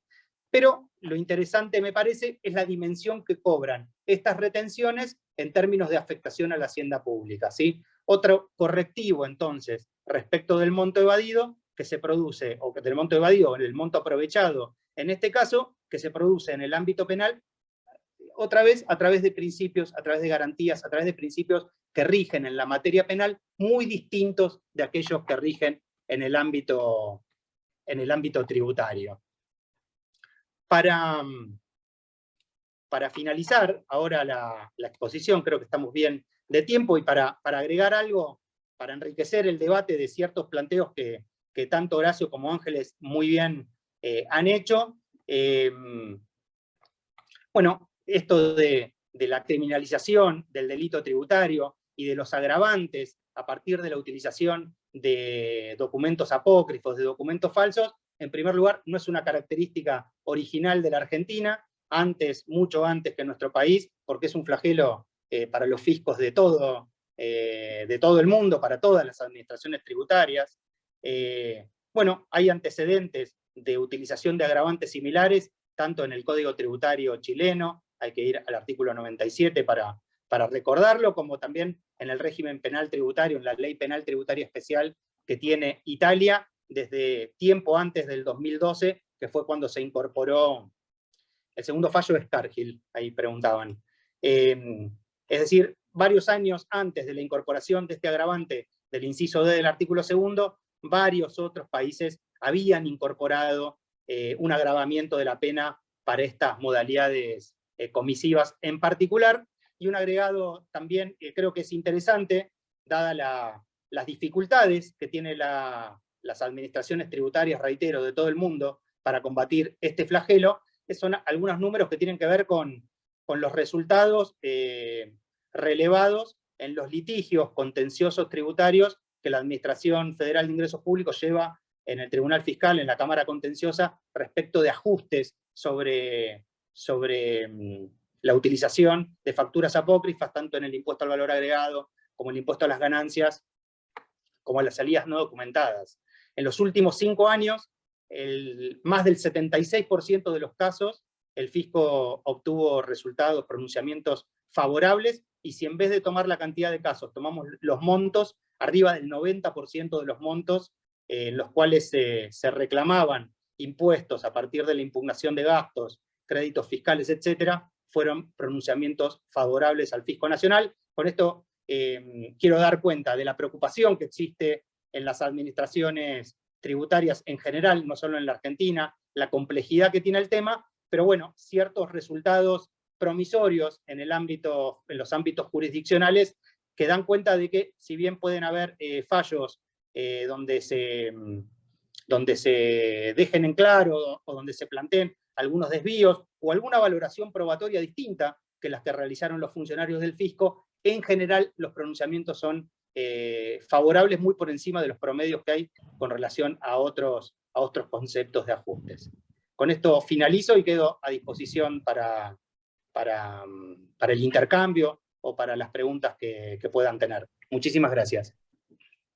Bueno, Pablo, excelente. La verdad, un placer escucharte. Muchísimas gracias. Varios me consultaron si podrías escribir en el chat el nombre del primer fallo enunciado, que algunos intentaron ubicarlo y no pudieron. Dale, ahora lo escribo, es Forest Delt. Así, pero ahora lo voy a escribir en el chat.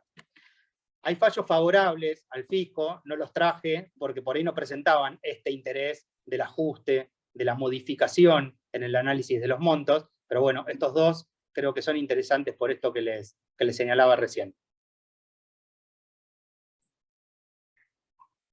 Bueno, muchas gracias. Vamos a pasar entonces, hay algunas preguntas en el chat. Apenas, no sé, yo puedo tomar, hay uno de los comentarios que me hacían. Adelante. Es cierto, está mal la fecha del fallo Molinos Río de la Plata, me quedó mal en la filmina porque ven que es igual a Ferretti y no era la misma, me quedó copiado de Ferretti. La fecha de Molinos es del 25 de agosto, 25 de agosto del 2015. Van a ver que hay varios fallos Molinos de corte con diferentes temas, hay varios de facturas apócrifas, pero hay algunos que no se resolvieron o porque se rechazaba el extraordinario por una cuestión que no hacía a la... Así que al que yo me referí hoy, que es el que habla un principio de hablar del tema de la legitimación en el recupero, es del 25 de agosto. Y tomo algunas preguntas que llegaron sobre, en primer lugar, no tenemos un concepto de lo que es la materialidad, o no hay una norma que se refiera a la materialidad de la operación. Vamos a cómo llegamos a estas cuestiones.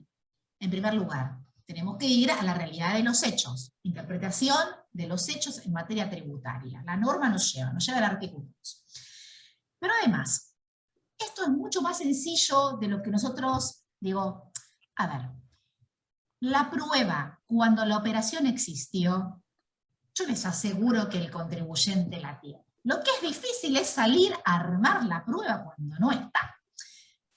¿Qué estoy diciendo? Si ustedes van a todos los fallos en los cuales la Corte, ustedes vieron que no se detiene específicamente a cada uno de los puntos de prueba, pero si ustedes van a los fallos de Cámara, van a encontrar muchos datos de esto. Por ejemplo, en el de el sauce. Si en los contribuyentes, ¿qué es lo que vemos nosotros? En commodities o en Hacienda. Si el contribuyente viene y nos dice, pero el operador estaba en el registro de operadores de grano no autorizado. A mí eso no me dice nada como juzgador. Si nos dicen, no, pero en realidad estaba autorizado por la ONCA, en definitiva no está acreditando, está hablándome del proveedor. Pero yo lo que necesito es que me diga que tenga que haber una coincidencia entre digamos, donde se solicitan la prestación del servicio o se hace la compra del pedido de la mercadería, los remitos, el traslado de los bienes, el pago, que se hayan utilizado los medios de la ley, que los cheques se hayan cobrado por quienes son realmente los que prestaron el servicio, es decir, tiene que estar el circuito, no solo, digamos, no es la instrumentación de la operación formal, sino que yo tengo que ir probando cada una de las etapas y de las formas en que se hace instrumento. Digo, no vayamos a cuestiones tan grandes, vayamos a una cuestión concreta. El proveedor existió, yo tengo que tener los remitos, tengo que tener el pago, tengo que tener los resúmenes de cuenta, tengo que tener, digamos, todas las guías de traslado del ganado, no sé. Todo lo que a ustedes se les ocurra que sirve para acreditar que esa operación fue efectivamente prestada. ¿Cuál es el problema que tenemos? Chatarreros y algunas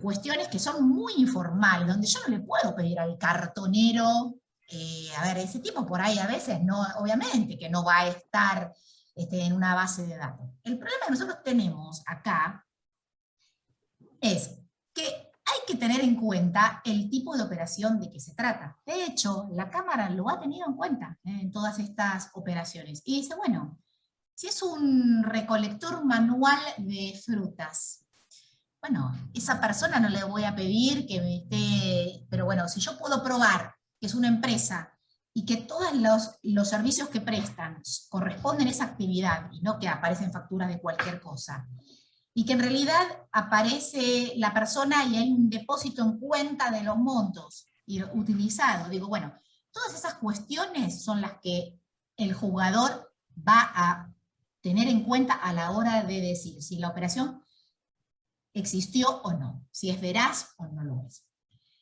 Otro problema que tenemos es el contribuyente, adquirente de buena fe, que cuando fiscaliza, o sea, la cuestión y tiene en cuenta esto del buen proveedor, dice, bueno, no está en la base APOC.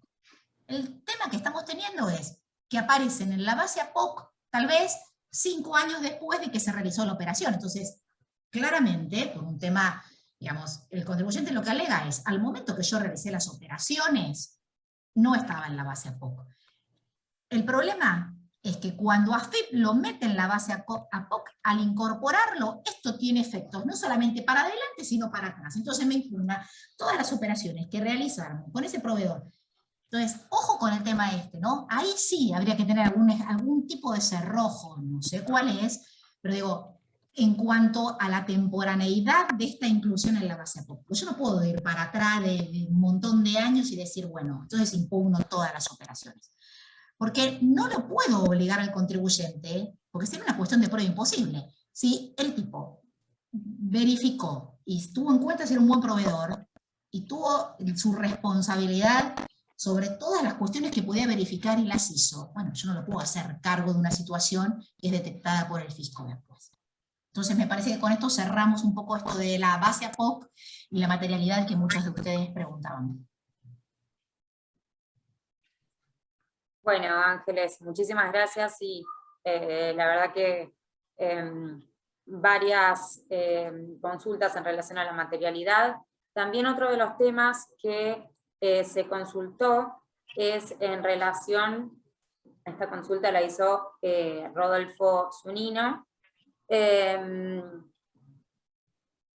Él consultó respecto de la opinión del accionar de AFIP de detectar un proveedor como APOC y publicarlo muchos años después. Él referenció este comentario en el marco de los comentarios que se hicieron en relación al tax compliance y el principio de conozca a su proveedor, que no garantiza nada porque han tenido casos en donde se publicaron en el 2020 detecciones del año 1994. No sé si alguno de los expositores quiere responderle.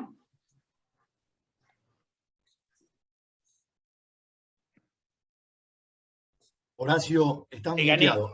Te gané, Ángeles, me parece. Ibas a contestar la voz. No, yo, justamente era lo que estábamos diciendo hoy. Sí, por eso es que simplemente voy a ratificarlo. Yo insisto, yo tengo muchos casos, algunos, pero décadas atrás. Y entonces, insisto, creo que el fisco debería hacer un trabajo un poquitito más cuidadoso en esto para que no surjan estos problemas que yo comparto probablemente las estadísticas que dijo Juan. El tema es que yo tengo casos, a ver, garantizo yo, determinados clientes, obviamente no todos, y que se acogen a la moratoria. ¿Por qué? Y porque los costos de continuar estos litigios y los riesgos incluso penales son demasiado altos. Entonces, desgraciadamente esa es la realidad. Y cuando uno mira, además, cuando me lo hacen muchos años atrás, cuando a veces viene un cliente y dice, pero yo lo verifiqué y un año después. Bueno, a ver, siempre que uno verifica, el proveedor apócrifo, por más apócrifo que sea, está, porque el día que aparece en la base deja de ser proveedor, pero no tantos años, no con tanta liviandad. Insisto, yo creo que el fisco debería trabajar, y les contaba yo en esa reunión y decían, sí, tenemos ese problema.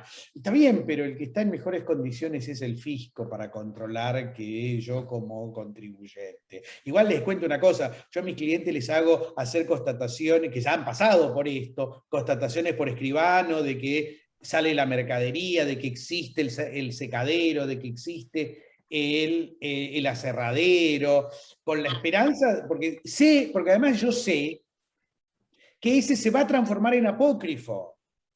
¿Por qué sé que se va a transformar en apócrifo?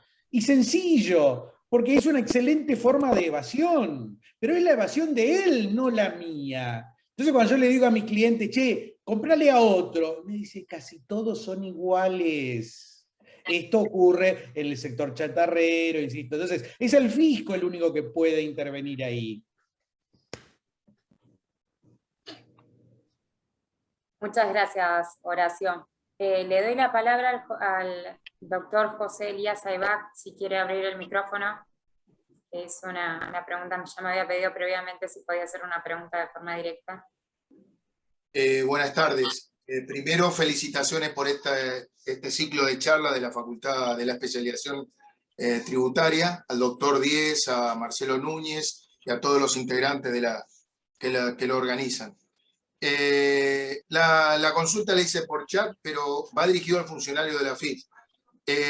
Como ya comentó, creo que Ángeles, y aquí el doctor también, Horacio Cardoso, a mí me ha tocado contribuyente que la AFIP lo inspeccionó al comprador en el año 2014, facturas que estaban en la base de APOC, y ese mismo contribuyente lo que hizo en su momento es contratar los comprobantes en la base APOC, eran totalmente legales, era compra de bienes y compra de servicios. En la compra de bienes se puede justificar un poco más, en la de servicios es más complicado, de acuerdo a la ley penal tributaria.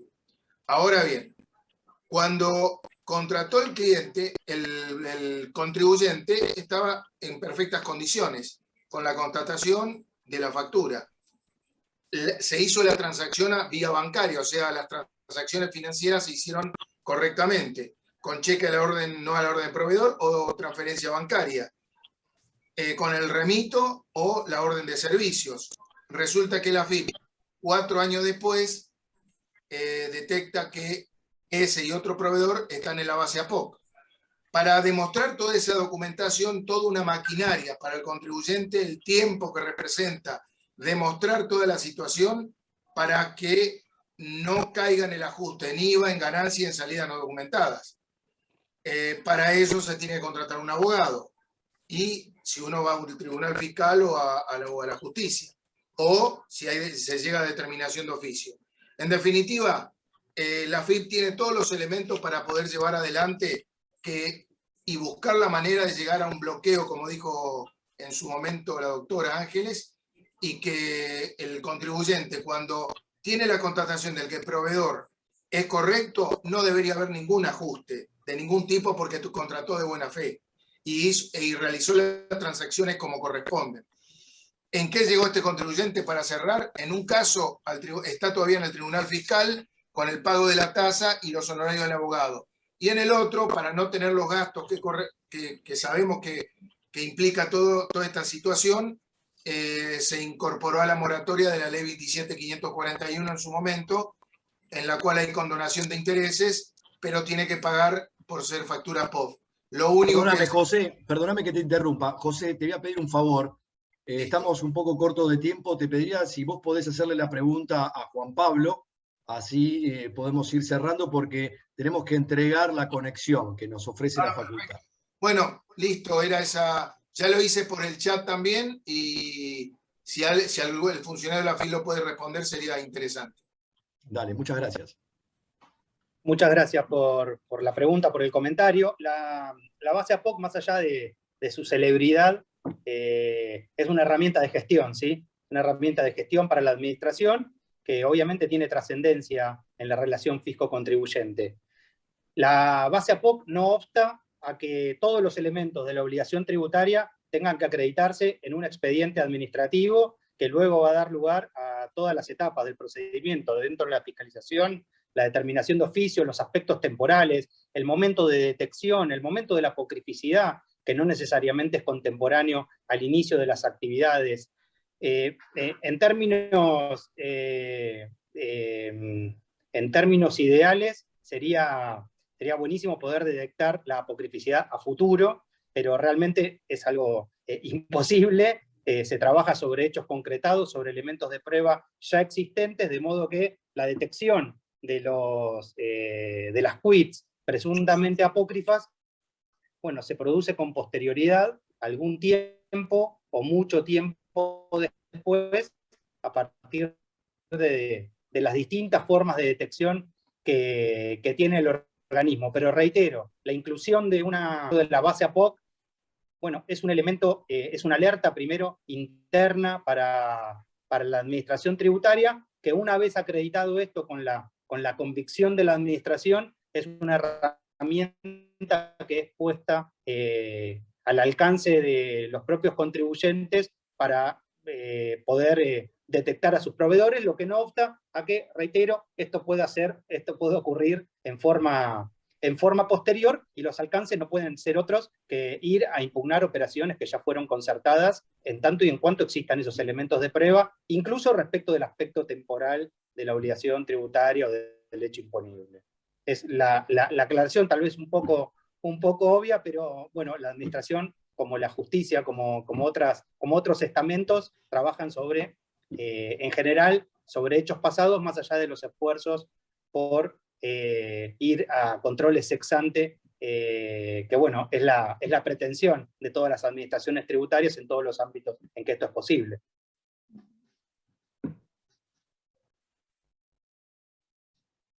Espero haber satisfecho con la respuesta. Sí, a media, pero está bien. Gracias. Bueno, a ver, ¿te parece? Me toca a mí cerrar esta jornada, y lamento, bueno, porque hay muchísimos temas que genera este debate de las facturas APOC. convivimos todos a diario con este tema que nos preocupa, facturas electrónicas versus después considerarlas a facturas APOC. Hay ajustes muy grandes y hay que pagar una tasa de actuación del 2,5 para ir al Tribunal Fiscal. Hay una sobrecarga de la transferencia de facultades de verificación y fiscalización que son inherentes al fisco y parecen sí ser que se lo están tirando al contribuyente. Hay un montón de temas para conversar y para profundizar, creo que va a ser materia de alguna otra jornada. Yo lo que, por mi parte, y creo que también hablo de parte de Marcelo, tanto a María de los Ángeles, a Horacio y a Juan Pablo, nuestro reconocimiento y nuestro agradecimiento por sus excelentes exposiciones, a Atenas por su predisposición y su coordinación, muchísimas gracias. De la misma manera quiero agradecer a las autoridades de la Maestría de Derecho Financiero y Tributario de la Facultad de Derecho y del Centro de Estudios de Derecho Financiero y Derecho Tributario de nuestra Casa de Estudios, que nos han confiado este ciclo de jornadas de tributación nacional, que ya estamos en la 6ª reunión. Esperemos que el año que viene podamos reencontrarnos ya de manera presencial o virtual. La verdad, creo que este tipo de jornadas sería conveniente hacerlas para que todos podamos participar por Zoom, aunque sería también interesante algunas que otras hacerlas en la facultad de manera presencial. Muchísimas gracias a todos los asistentes, porque gracias a ustedes podemos hacer estos eventos. Hemos tenido más de 2.000 asistentes en estas 6 jornadas que hemos tenido de actualización. Ya te veo, Horacio, ya les paso la palabra, pero bueno, quería por lo menos cerrar desde el punto de vista institucional, agradecerles a todos, y si alguien quiere participar, Marcelo, muchísimas gracias a vos por compartir estos eventos. Si alguien quiere comentar algo, a sus órdenes. Marce, ¿estás por ahí? Sí, yo solo me sumo al agradecimiento, Fer, un placer, la verdad, trabajar de esta manera constructivamente y pensando en una audiencia que va creciendo, y creo que es la manera que entre todos los que, como dijeron por allí, es un espacio abierto completamente de participación para todos, y con el altísimo nivel de exposiciones como los que tuvimos hoy, con la coordinación de Atenas, con los 3 expositores de lujo. La verdad que gracias, en esa palabra resumo todo, y gracias a vos también por todo el laburo todos los días para coordinar estos eventos. Gracias Horacio, Juan y Ángeles impecables. Y gracias a todos los asistentes por acompañarnos. Muchas gracias. Y construir con nosotros. Muchas gracias. Nos vemos pronto. Muchas gracias a todos. Nos vemos pronto. Nos vemos pronto, y si no nos vemos, buen año. Eso, Igualmente. ante todo, buen año para todos.